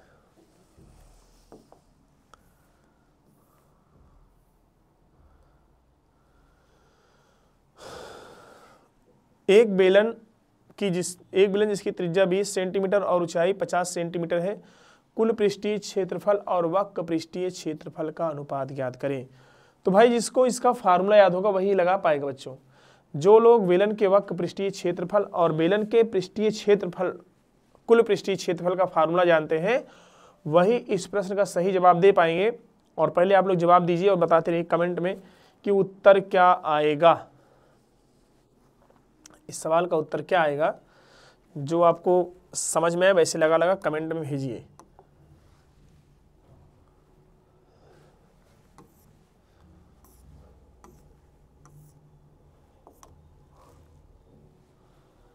देखिए बेलन की त्रिज्या 20 सेंटीमीटर और ऊंचाई 50 सेंटीमीटर है, ठीक। कुल पृष्ठीय क्षेत्रफल वक्र पृष्ठीय क्षेत्रफल, देखो कुल पृष्ठीय क्षेत्रफल का फार्मूला होता है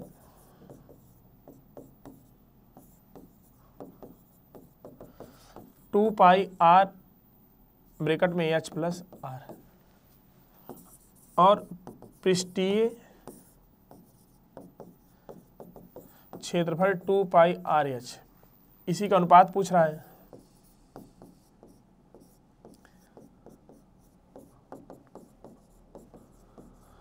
टू पाई आर से 2πr कट गया, r plus H ratio h। बच्चों r यहां पर कितना देखो, त्रिज्या है 20 और प्लस 50, अनुपाते ऊंचाई कितना है 50।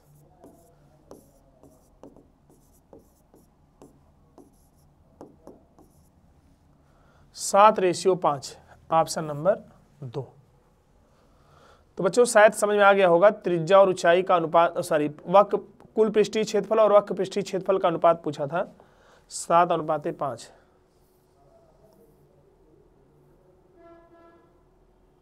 जरा लगाओ बच्चों सवाल तो ये, और आंसर जो आए कमेंट के माध्यम से लिखते रहिए आंसर आपका क्या आ रहा है। और कितना आ रहा है।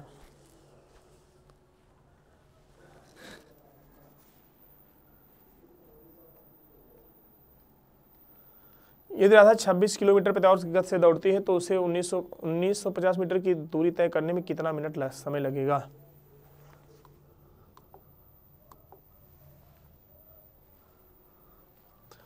बताओ बच्चों कितना आंसर आएगा इसका, कमेंट में आंसर देते रहिए।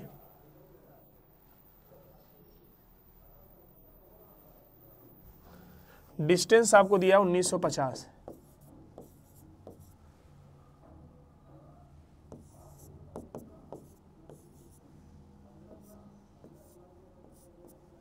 चाल बराबर बच्चों क्या था, दूरी बटे समय।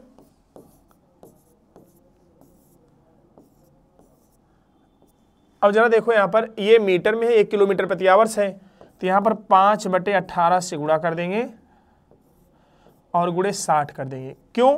क्योंकि सारे ऑप्शन मिनट में है, ये आंसर आएगा सेकंड में, तो इसको मिनट में बदलने क्या करेंगे, 60 से भाग देंगे। 0 से 0 कट गया है, 6 त्रिक 18, 5 तिहाई 15, 5 9 45, 13 दूना 26, 13 तिहाई 39, 13 दूना 26, 13 तिहाई 39।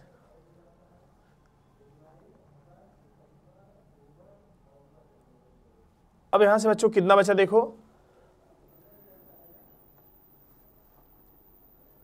नहीं, सॉरी 13 तिहाई 39 होता है, 13 तिहाई 39, तो 3 त्रिका 9, 9/2, 4 सही 1/2 मिनट, ऑप्शन नंबर 2 सही है। आइए अगला सवाल देखिए, बढ़िया सवाल लगाओ बच्चों। तो आंसर क्या आएगा, आंसर कमेंट में देते रहिए, जो आंसर आए। चक्रवृद्धि ब्याज वार्षिक रूप से संयोजित एक मूलधन 4 वर्षों में स्वयं का 3 गुना हो जाती है, तो कितने वर्षों में स्वयं का 9 गुना हो जाएगी। कितने वर्षों में स्वयं का 9 गुना हो जाएगी आपको बताना है। इसका जवाब क्या आएगा, कितने वर्षों में स्वयं का 9 गुना हो जाएगी। तो यहां पर ध्यान दीजिए बच्चों,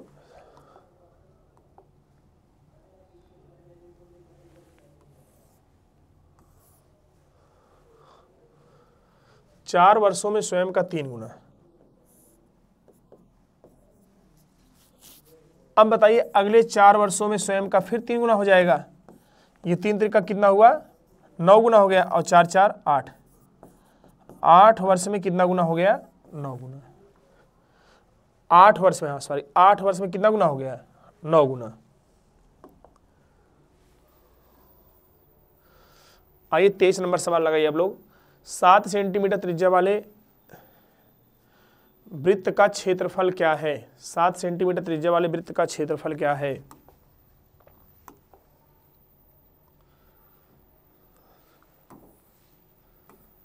सात सेंटीमीटर त्रिज्या वाले वृत्त का क्षेत्रफल क्या है। तो बच्चों ध्यान दो, वृत्त का क्षेत्रफल बराबर होता है पाई आर स्क्वायर। पाई का मान 22/7, त्रिज्या है 7 गुणे 7, 22 सत्ते 154, 22 सत्ते कितना होता है 154 स्क्वायर सेंटीमीटर, 154 स्क्वायर सेंटीमीटर। अब ये सवाल लगाई, सिंप्लीफिकेशन का सवाल है। देखते हैं कौन कौन इस सवाल का आंसर जोड़ लेंगे और कौन कौन जोड़ के आंसर बताएंगे। और सभी लोग लगाने का प्रयास करिए और जोड़िए, जो आंसर आए वो बताइए क्या आएगा आंसर आपका। 25 का स्क्वायर प्लस 21 का स्क्वायर क्वेश्चन मार्क, 39 का स्क्वायर 26 का स्क्वायर क्वेश्चन मार्क के स्थान पे क्या रखा जाएगा।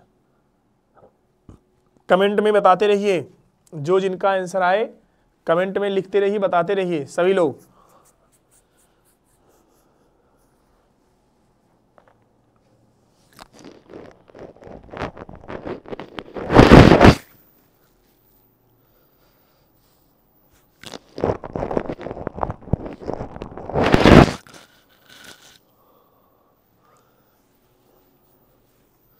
देखिए बच्चों 25 का स्क्वायर क्या होता है, बोलो सभी लोग। 25 का स्क्वायर क्या होता है? 25 का स्क्वायर 625 और 21 का स्क्वायर 441 प्लस x बराबर 40 का स्क्वायर होता है 1600 और 39 का स्क्वायर कितना होता है बच्चों? अब वही आप घटा दो, 39 9 81 और 3 9 27 2 54 8 62, हाँ 1521 कितना होगा? 1521 और प्लस 26 26 में 676। तो यहाँ पर हम अगर जोड़ें इसको,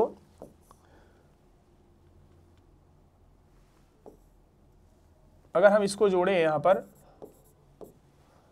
625 और प्लस 441, तो 6 आ जाएगा, 6 आ जाएगा और 10 66 आ गया और 1521 और प्लस 676 7 9 6 5 11 2 2197 1066 1 3 1 1 1131 राइट आंसर। जिनका जिनका 1131 आया था सभी का सही था। क्या आंसर होगा? 1131।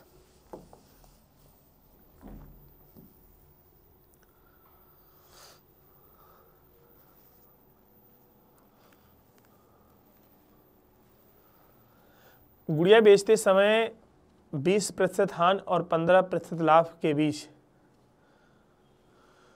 का अंतर 189 रुपए था। यदि लाभ 10% था तो गुड़िया का विक्रय मूल्य क्या होगा? लगाओ सभी लोग बच्चों, क्या आंसर देते हो, देखते हैं सभी लोग का आंसर क्या आता है इस सवाल का। और आंसर कमेंट के माध्यम से लिखते रहिए। जिनका जो भी आंसर आए वो लोग अपना अपना आंसर कमेंट के माध्यम से लगाते रहें भाई।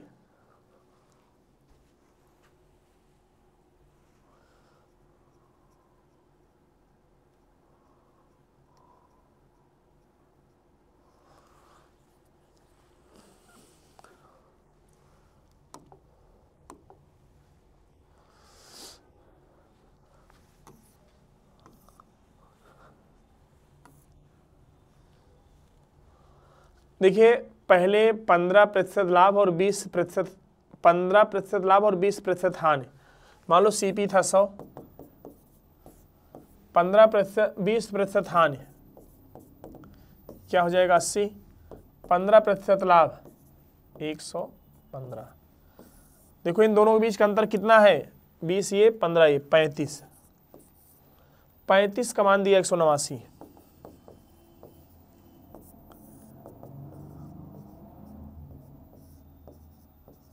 और मूलधन है कितना? 100, 100 का मान हो जाएगा 189 बटे 35 गुणे 100।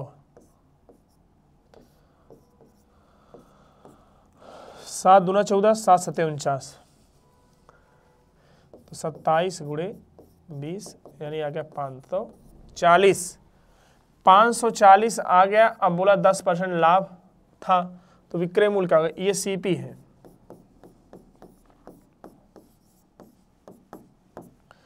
11 चौक 44, 11 पचे 55, 55 और 4 59, 594। ऑप्शन नंबर ए इसका करेक्ट आंसर है। उतार लीजिए बच्चों, फिर अगला सवाल दें आप लोगों को। लगाते रहिए, जो ना आए पूछते रहिए।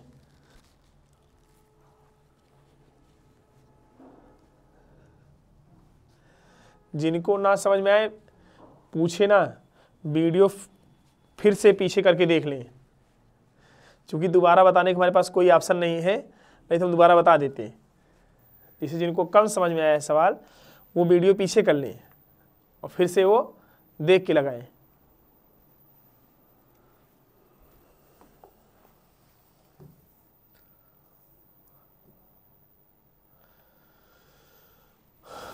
चलो बच्चों लगाओ इस सवाल, पढ़ो पहले ध्यान से और पढ़ के आंसर दो। क्या आंसर आता है इसका, लगाते रहो।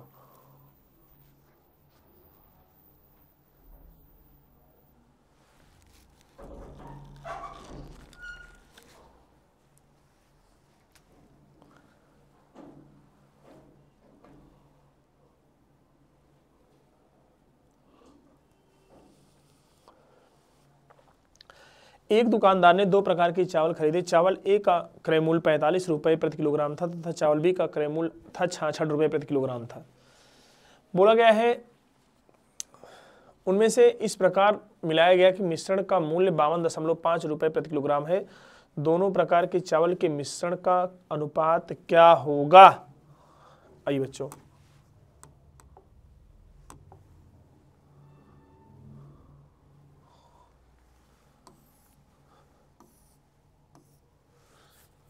देखिए पहले प्रकार के चावल का मूल्य क्या है? 45 रुपये।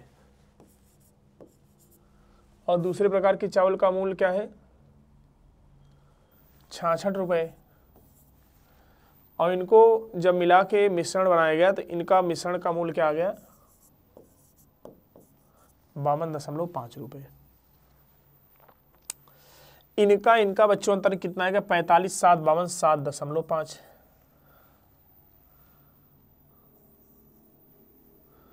और यहां पर देखो 66 52.5 5 आ गया और 3 आ गया 1। कितना आया अंतर? 13.5। तो यहां से हम बोल सकते हैं 13.5 अनुपाते 7.5 दशमलव कट गया। 15 9 135 15 5 75 9 अनुपाते 5। Option number A is correct answer. आइए अगला सवाल आप लोग लगाइए और इसका आंसर दीजिए कमेंट में, क्या आंसर आपका आता है।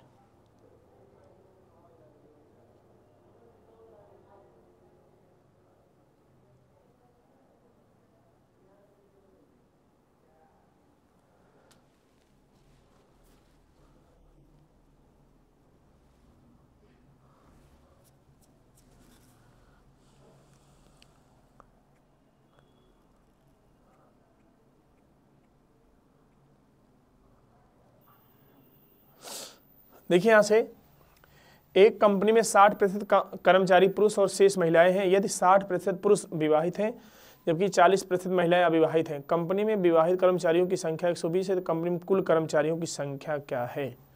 आइए देखते हैं।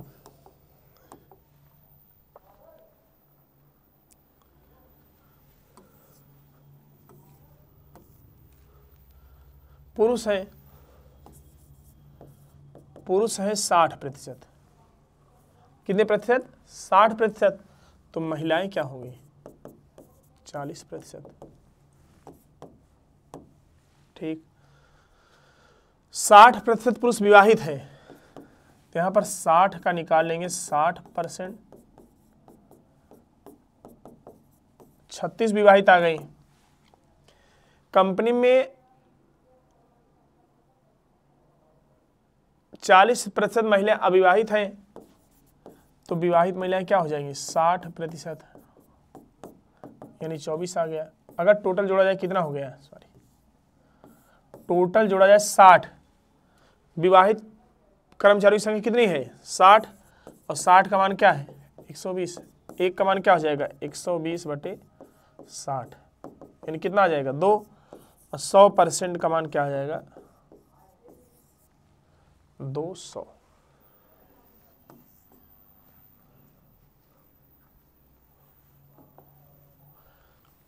अगला सवाल है बच्चों, देखिए लगाइए पहले आप लोग और फिर हम बताएंगे आपको आंसर क्या आएगा। पहले आप लोग कमेंट के माध्यम से आंसर देते रहो। जो आपका आंसर आए कमेंट के माध्यम से बताते रहो बच्चों।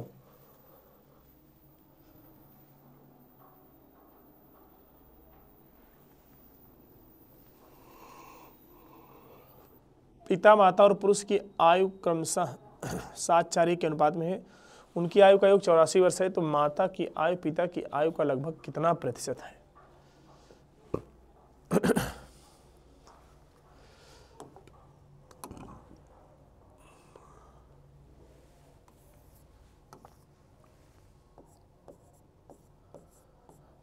पिता माता पुत्र 7:4:1 है। तो टोटल इनके आयु का योग क्या हो जाएगा? 7 4 11 1 12 12 का मान दिया है 84, 1 का मान हो जाएगा 84/12 यानी 7। तो यहाँ पर 7 का मान क्या हो जाएगा 49, 4 का मान क्या हो जाएगा 28 और 1 का मान क्या आ जाएगा 7। 49 क्या है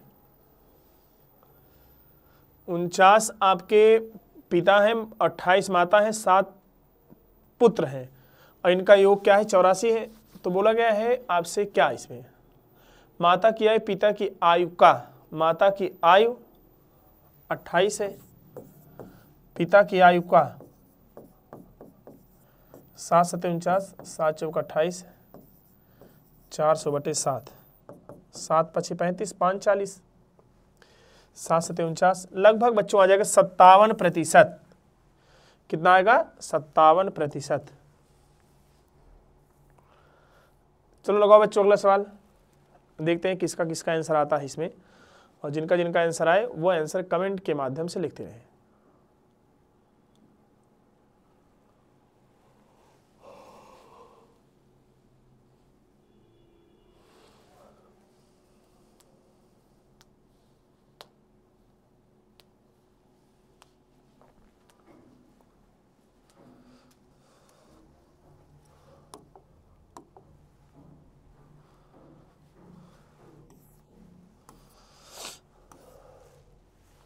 देखिए 10/16 बराबर 30/y, तो y बराबर बच्चों हो जाए क्या 48, ऑप्शन नंबर 3। आइए अगला सवाल देखिए क्या बोल रहा है अगला सवाल, बढ़िया सवाल है, पहले आप लोग जवाब दो इसका फिर हम बताएं। सभी लोग लगा लगा के जवाब दीजिए बच्चों, जो आंसर बताते रहो।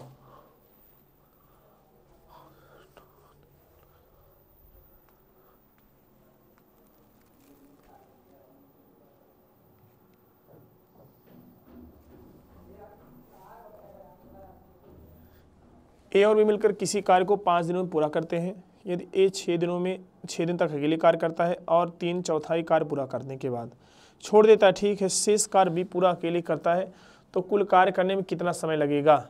लगाओ बच्चों और आंसर आप लोग कमेंट के माध्यम से देते रहो।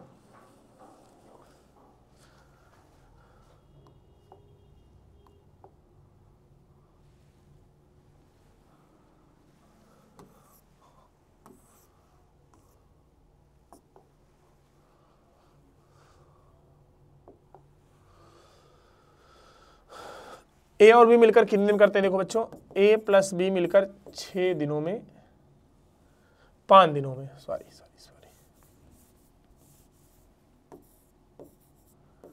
5 दिनों में करते हैं।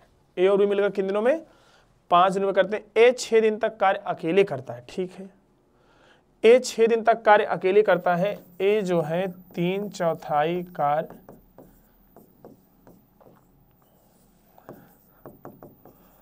ए अकेले पूरा काम 8 दिनों में, ए अगर अकेले करेगा 8 दिनों में, तो यहां से बच्चों देखो पूरा काम कितना हो जाएगा 40, 5 8 40, 8 5 40, ए प्लस बी 8 काम और ए अकेले 5 काम, तो बी अकेले एक दिन में 8 - 5 यानी 3 काम। कितना काम 3 काम। अब बी 40 काम 1 काम 3 दिन में, अभी 1/4 काम बाकी है, 4 10 40 यानी 10/3 दिन आ गया, 10/3 दिन आ गया। जो बी शेष काम 1/4 था, 1/4 काम 10/3 दिन में हुआ। अब कुल समय अगर पूछा जाए तो ए अकेले कितना 6 दिनों में, ए 6 दिनों में 3/4 और बी 10/3 दिनों में 1/4, 6 3 18 + 10/3 बराबर 28/3। Option number 1 correct answer. उतार लो बच्चों, ना समझ में आया हो दोबारा फिर से आप लोग वीडियो पीछे करके देख लो, जो भी आपको इससे आपको समझ में आ जाए अच्छे से।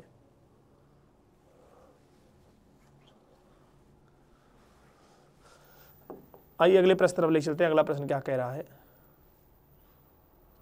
लगाओ, बढ़िया सवाल है।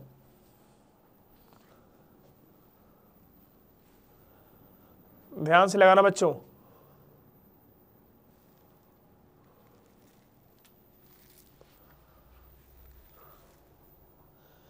ए, बी और सी ने एक व्यवसाय में क्रमशः 5, 6 और 9 महीने के लिए क्रमशः 10,000, 12,000 और 15,000 रुपये का निवेश किया। लाभ में ए का हिस्सा 2500 रुपये है, तो कुल लाभ कितना होगा?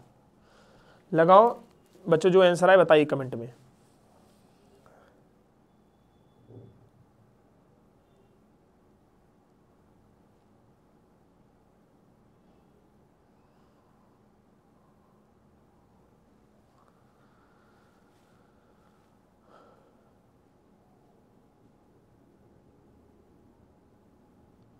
देखिए आप लोग बच्चों, बताया गया होगा लाभ का अनुपात जो होता है पूंजी और समय के गुणनफल के बराबर होता है। जो लाभ का अनुपात होता है पूंजी एवं समय के गुणनफल के बराबर होता है। Profit of A, profit of B, profit of C. यहां पर क्या हो जाएगा? 5 गुणे 10,000, 6 गुणे 12,000 और 9 गुणे 15,000। 1 2 3, 1 2 3, 1 2 3 कट गया। ये 3 जीरो से 3 जीरो कट गया। 10 पचे 50, 12 छंग 72, 15 नवैया 135। अब यहाँ पर ए का जो हिस्सा है कितना है? 25 रुपये है। रेशियो में ए का हिस्सा कितना है? 50 है। एक का मान आ जाएगा 2500 बटे 50, यानी कितना आ गया? 50 आ गया। 50 72 135, 50 72 135। 5 2 7, 7 3 10, 5 15 की 5 और 1 1 2, कितना आ गया? 257। तो बच्चों 257 का मान कितना हो जाएगा? 50 गुणे 257, 0 5 7 35, 5 25, 3 28, 5 2 10, 12,850। ऑप्शन नंबर सी इसका करेक्ट आंसर है, 12,850।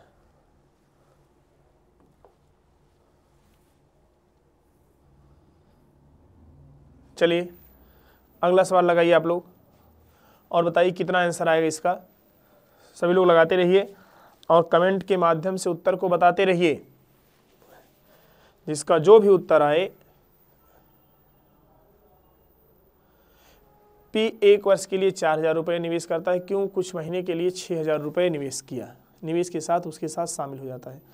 यदि 1 वर्ष के अंत में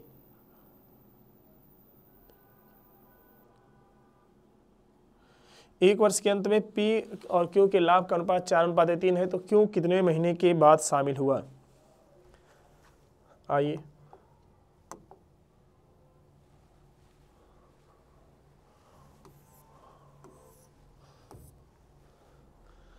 पी 1 वर्ष के लिए 4,000 रुपये निवेश करता है। 1 वर्ष मतलब 12 माह, और क्यों कुछ महीने, चलो ठीक है मान लो x महीने, 6,000 रुपये निवेश करता है। और इनके वर्ष के अंत में जो लाभ का अनुपात है पी और क्यू का 4:3 है। 4 एकम 4, 4 तिहाई 12, 3 एकम 3, 3 दूना 6, 2 दूना 4। तो जो ये है ये 6 माह, क्यों कितने माह के लिए निवेश किया पूंजी? 6 माह के लिए। आंसर कितना है बच्चों? 6 माह। Option number 1। आइए अगले प्रश्न तरफ चलते हैं। अगला प्रश्न देखो क्या कह रहा है।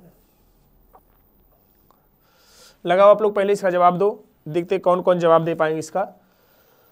और जो जिसका आंसर आए कमेंट में लिखो, देखते हैं कौन कौन सही बताते हैं। यहाँ पर सभी लोग लगाते रहो भाई।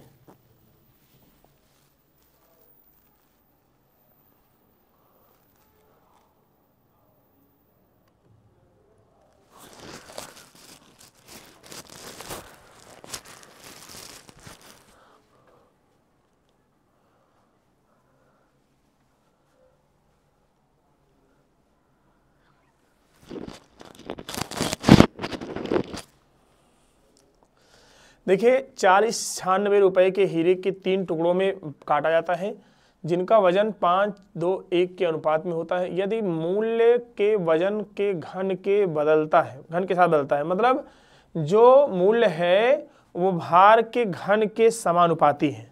मूल्य है जो इसका भार के घन के समानुपाती है। मूल्य इसका क्या है? भार के घन के समानुपाती है।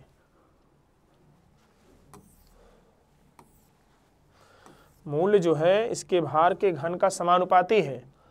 तो यहां पर बच्चों देखिएगा इनके वजन का अनुपात, इनके वजन का अनुपात क्या है?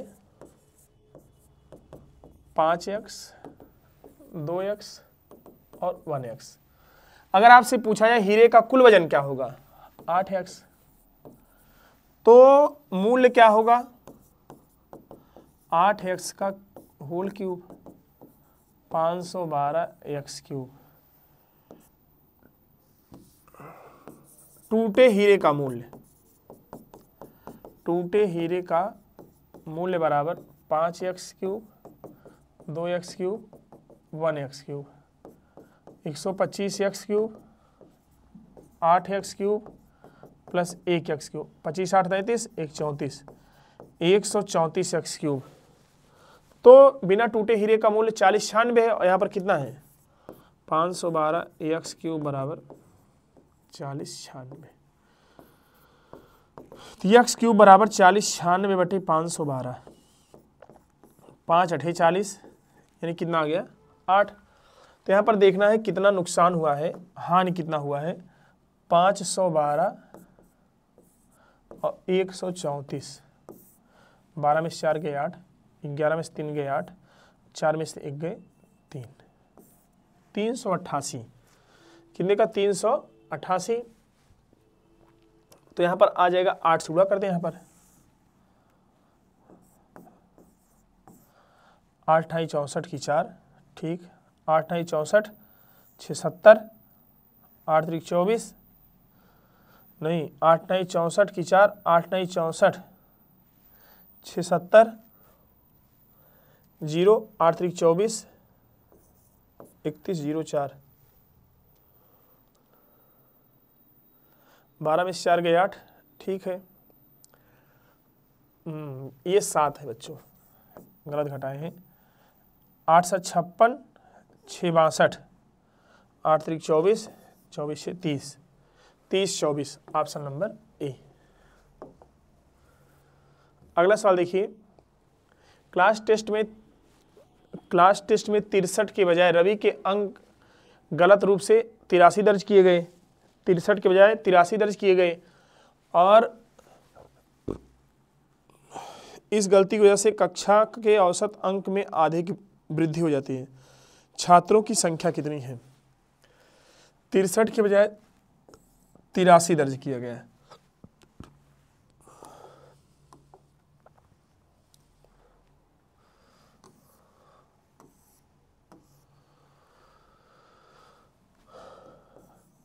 तिरसठ के बजाय 83 दर्ज किया गया, 0 और 2।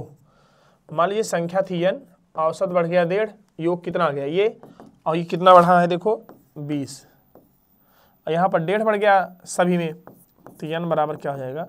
40। n बराबर बच्चों कितना हो जाएगा? 40, ऑप्शन नंबर सी।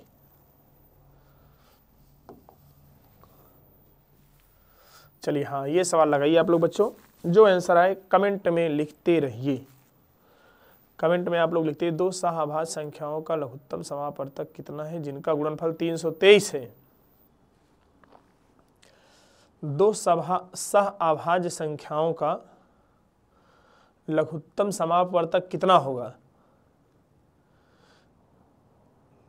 जिनका गुणनफल क्या है? 323 है। तो सह-आभाज्य संख्याएं क्या होती हैं? सह-आभाज्य संख्या में होती हैं जिनका मासा सदैव 1 होता है, जिनका मासा सदैव 1 होता है। हम मान लिए कि यहाँ पर एक संख्या 1 है और एक संख्या 323 है। अगर हम इनका गुणा खाएं कितना आ जाएगा? 323 आ जाएगा। और इनका अगर मासा देखें तो 1 आएगा, और इनका अगर हम पूछे लासा कितना आएगा, 1 और 323 का लासा क्या होगा, 323। कितना आएगा, 323।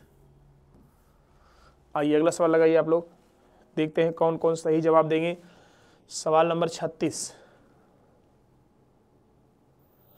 एक वस्तु के क्रय मूल्य और अंकित मूल्य का अनुपात 5:8 है। ठीक है। अंकित मूल्य पर 20% की एक छूट दी जाती है और दुकानदार 70 रुपए लाभ कमाता है। ठीक है। वस्तु का क्रय मूल्य ज्ञात करें। लगाओ बच्चों आप लोग, जो जिनका आंसर आए आंसर को कमेंट में लिखते रहे। जब आप लोग कमेंट में आंसर लिख के दोगे तो पता चलेगा आप कितना क्वेश्चन सही कर रहे हो।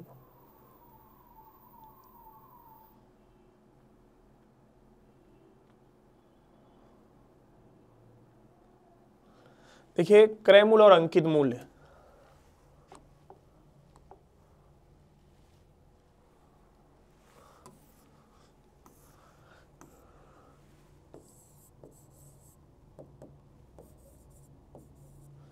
क्रय मूल्य और मार्क प्राइस में अनुपात क्या है,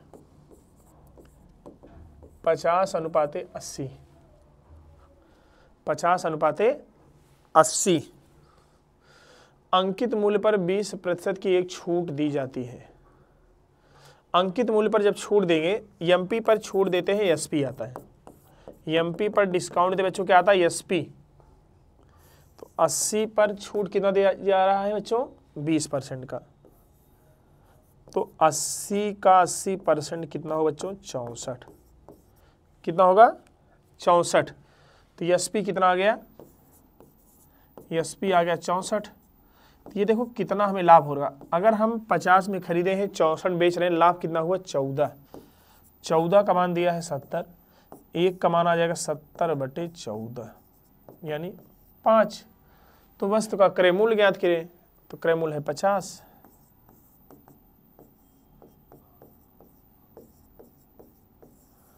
$250। आंसर क्या आएगा, 250। आइए अगला सवाल देखिए आप लोग बच्चों। पहले आप लोग इसका जवाब दीजिए, फिर हम लगवाते हैं जो आंसर आएगा। पहले आप लोग लगाते रहिए सभी लोग।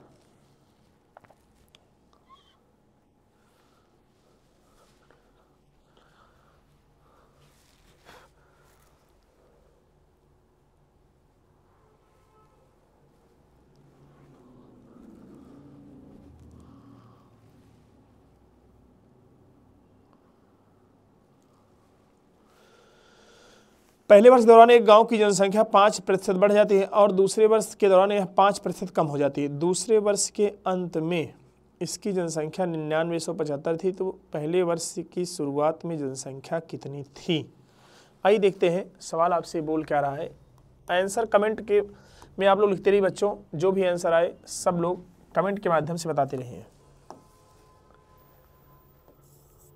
R1 बराबर 5%, R2 बराबर 5% कम हो रहा है। यहाँ लिखेंगे पूर्व और यहाँ लिखेंगे बाद। 5% का फ्रैक्शन वैल्यू होता है 1/20। पहले 20 था, 1 बढ़ गया 21। 20 था, 1 कम हो गया 19। ये 20 विषम में 400 और 21 गुणे 19। 21 गुणे 19 का मान दिया बच्चों कितना, 9975। 1 का मान आ जाएगा 9975/21 गुणे 19। 19 × 5 = 95, 4 19 × 38, 38 9 47, 19 × 5 = 95। ठीक है। 21 × 42 10 52, 21 × 5 = 105। 1 का मान कितना है, 25। तो बच्चों 400 का मान कितना आएगा, 25 गुणे 400 00, ये हो गया 25 चौका 100। 25 चौका 100 यानी 10,000 रुपया। उतार लो बच्चों ध्यान से, जो समझ में आ गया है वो लोग उतारें इसको। कैसे कैसे ये हल किया था सवाल। हमने यहाँ पर आपको हर एक चैप्टर से क्वेश्चन को जोड़ा है, जैसे जैसे पूछे गए सवाल है प्रीवियस ईयर में, उसी हिसाब से यहाँ पर हमने सेट किया सवाल को। और आप लोग लास्ट में देखिए कितना क्वेश्चन आपका सही होता है। जो सही होगा उसी हिसाब से तैयारी अपना बढ़ाइए घटाइए, सब मिला के आप जितना अच्छे से पढ़ेंगे उतना अच्छे से आपका जवाब आएगा। 45 छात्रों की एक कक्षा में 20 लड़कियां हैं जिनमें 45 अंकों की परीक्षा में औसतन 42 अंक प्राप्त किए हैं। यदि कक्षा का औसत 36 है तो लड़कों की औसत अंक क्या है। ठीक है, लगाओ बच्चों, पहले आप लोग देखते हैं कौन कौन सही इसका जवाब देंगे। थोड़ा सवाल को ध्यान से पढ़िएगा, नहीं तो क्वेश्चन का आंसर आपसे गलत हो जाएगा। सवाल को अगर थोड़ा सा आप मिस्टेक किए तो क्वेश्चन में आप गलती कर जाओगे और आंसर आपका आ जाएगा गलत। तो इस हिसाब से ऐसे ही आप लोग लगाइए जिससे गलत आपका ना आए आंसर।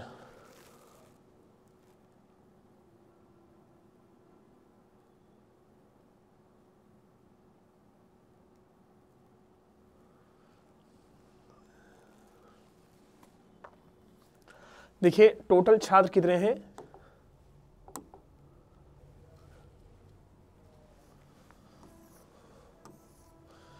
टोटल छात्र है 45, बॉयज और गर्ल्स।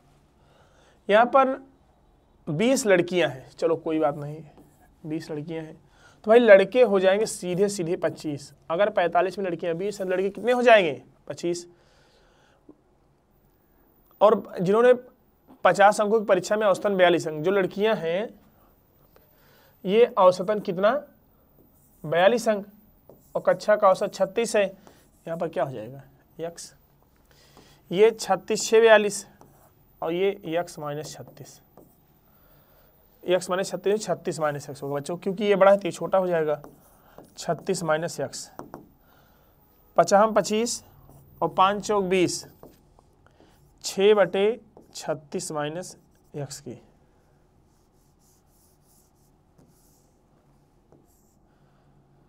छत्तीस माइनस यक्स की, इसका गुणा इधर कराएंगे और इसका गुणा इधर कराएंगे तो 36 पंचे 180 माइनस 5x बराबर 6 24 की, तो 5x बराबर 180 माइनस 24, तो हटाएंगे 6, 7 में से 2 गए 5 1, x बराबर हो जाएगा 156/5, 5 दिए 15, 5 1 कम 5 5 दूना 10, 31.2। कितना है बच्चों 31.2। चलो बच्चों लगाओ अगला सवाल है आपका। सवाल को पढ़िए और इसका जवाब दीजिए, जो आंसर आए कमेंट के माध्यम से लिखते रहिए। रेणु के व्यय की उसकी बचत से 120% अधिक है। यदि उसकी आय और व्यय में क्रमशः 25% और 30% वृद्धि होती है तो उसकी बचत में कितने प्रतिशत वृद्धि होगी।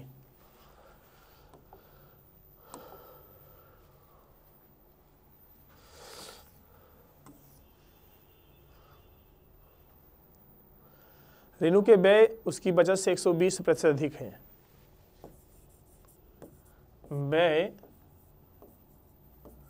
बचत से 120% अधिक, बचत 100 है तो ये हो जाएगा 220। ठीक है,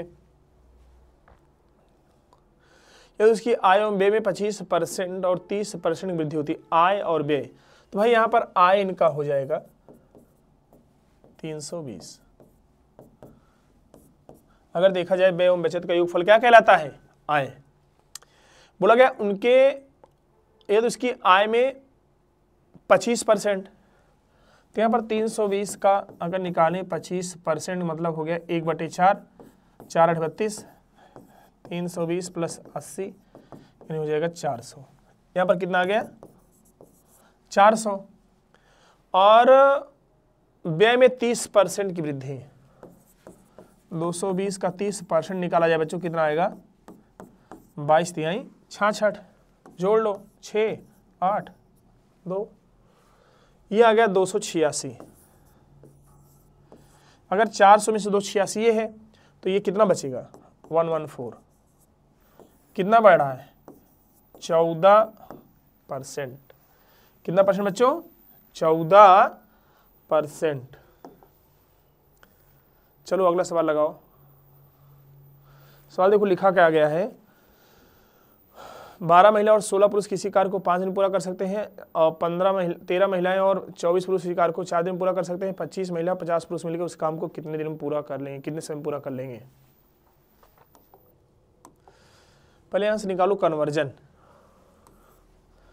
कन्वर्जन देखो क्या आएगा, 12 महिला 12 महिला और प्लस 16 पुरुष। 12 महिला 16 पुरुष कितने दिन में? 5 दिन में। और 13 महिला और 24 पुरुष इसी काम को 4 दिन में। 13 महिला और 24 पुरुष उसी कार्य को 4 दिन में। 60 महिला प्लस 80 पुरुष, 52 महिला और प्लस 96 पुरुष। ये इधर आएगा महिला, 8 महिला बराबर 80 और 16 96, 16 पुरुष, 1 महिला बराबर 2 पुरुष के। तो यहाँ पर बच्चों हो जाएगा 12 महिला प्लस 16 पुरुष 5 दिनों में, और फिर पूछा 25 महिला और 50 पुरुष। 25 महिला और 50 पुरुष इसी काम को D2 दिनों में। तो 1 महिला बराबर 2 पुरुष, 12 महिला बराबर 24 पुरुष और प्लस 16 गुणे 50। 1 महिला बराबर 2 पुरुष, 25 महिला बराबर कितना होगा? 50।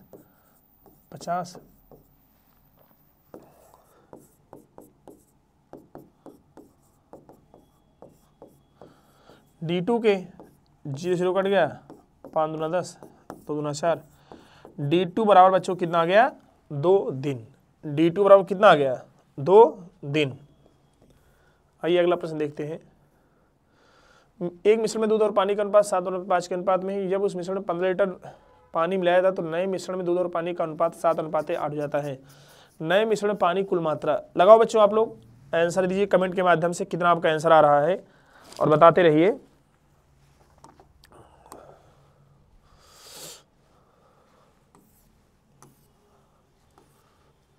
दूध और पानी का अनुपात 7x/5x। बोला गया 15 लीटर पानी मिलाया जाता है। 15 लीटर पानी जब मिलाया जाता है तो अनुपात क्या हो जाता है बच्चों? 7:8। 8 × 56x 7:5 है। 15 लीटर पानी में तो नए मिश्रण में दूध और पानी के बाद 7:8 हो जाता है। 8 × 56x बराबर 7 × 5 = 35x प्लस 105 के। 56 और 35 1 और 2। 56x - 35x बराबर x बराबर कितना आ गया? 5। पानी की कुल मात्रा पूछ रहा है। पानी की कुल मात्रा 5x + 15 है। 5 × 5 और प्लस 15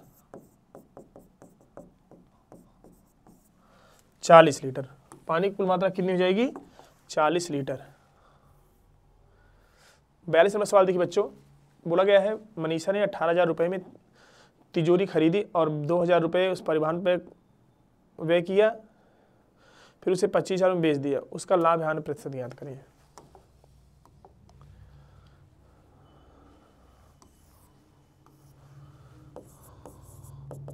CP बराबर 18 2 20,000 और SP बराबर 25,000। यहाँ पर लाभ कितना हुआ है? 5,000। कहाँ से? 20,000 से और गुणे 100।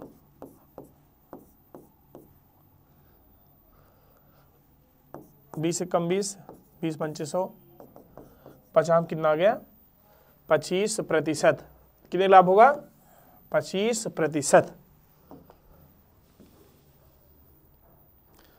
अगला प्रश्न देखिए बच्चों क्या लिखा है।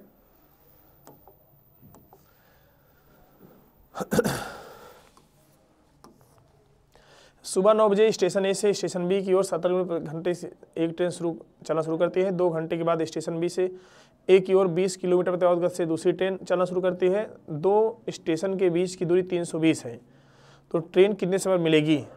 बड़ा अच्छा क्वेश्चन बच्चों।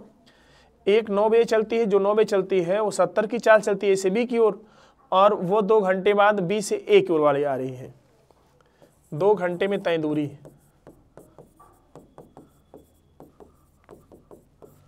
70 गुणे 2 बराबर 140। शेष देख लो कितना बच रहा है, 320 माइनस 140, 0, 8 और 1 कितना आ गया, 180। गैप आ गया ये। RS पता कर लो, सापेक्ष चाल विपरीत दिशा में चल रहे, 70 + 20 90। तो टाइम कितना आएगा, 180/90, यानी आएगा 2 घंटे। कितना घंटे, 2 घंटे। तो 9 बजे वो और +2 बजे वो और +2 बजे, 2 घंटे, 1 बजे आपका दोपहर आ जाएगा आंसर। चूंकि 9 बजे सुबह हुआ था, सुबह 9 बजे चली थी, 2 घंटे बाद वो दूसरी वाली चलना शुरू की थी, 11 बजे दोनों एक समान समय से चलना शुरू किए हैं और 2 घंटे बाद वो आपस में मिलेगी। देखिए 6 सेंटीमीटर, 8 सेंटीमीटर, 10 सेंटीमीटर भुजा वाले घनों को पिघलाकर एक नया बिना हानि के घन बदला जाता है, नए घन की भुजा क्या होगी। अच्छा सवाल बच्चों, आपको पता होगा घन का क्षेत्रफल बराबर क्या होता है, घन का आयतन बराबर क्या होता है, भुजा का क्यूब। तो नए घन का आयतन बराबर तीनों छोटे घन का आयतन, 6 का क्यूब, 8 का क्यूब और 10 का क्यूब, 216, 512 और 1000। 16 12 कितना होता है, 28, 5 2 700। तो ए क्यूब बराबर 1728 के, तो ए बराबर क्यूब रूट 1728। तो 1728 का घनमूल क्या होगा, 12। तो नए घन की भुजा क्या होगी बच्चों, 12 सेंटीमीटर। बच्चों हम लोग यूपीपी, यूपीएसआई, दिल्ली पुलिस का टेस्ट सीरीज हम लोग का चल रहा है, मॉक टेस्ट चल रहा है। अगर जिनको ऑफलाइन मॉक टेस्ट देना हो वो लोग यहाँ पर आके ज्वाइन कर सकते हैं। धन्यवाद बच्चों, आज की क्लास को हम यहीं पर समाप्त करते हैं। वीडियो अगर अच्छा लगा होगा तो लाइक और कमेंट जरूर करिएगा। धन्यवाद बच्चों।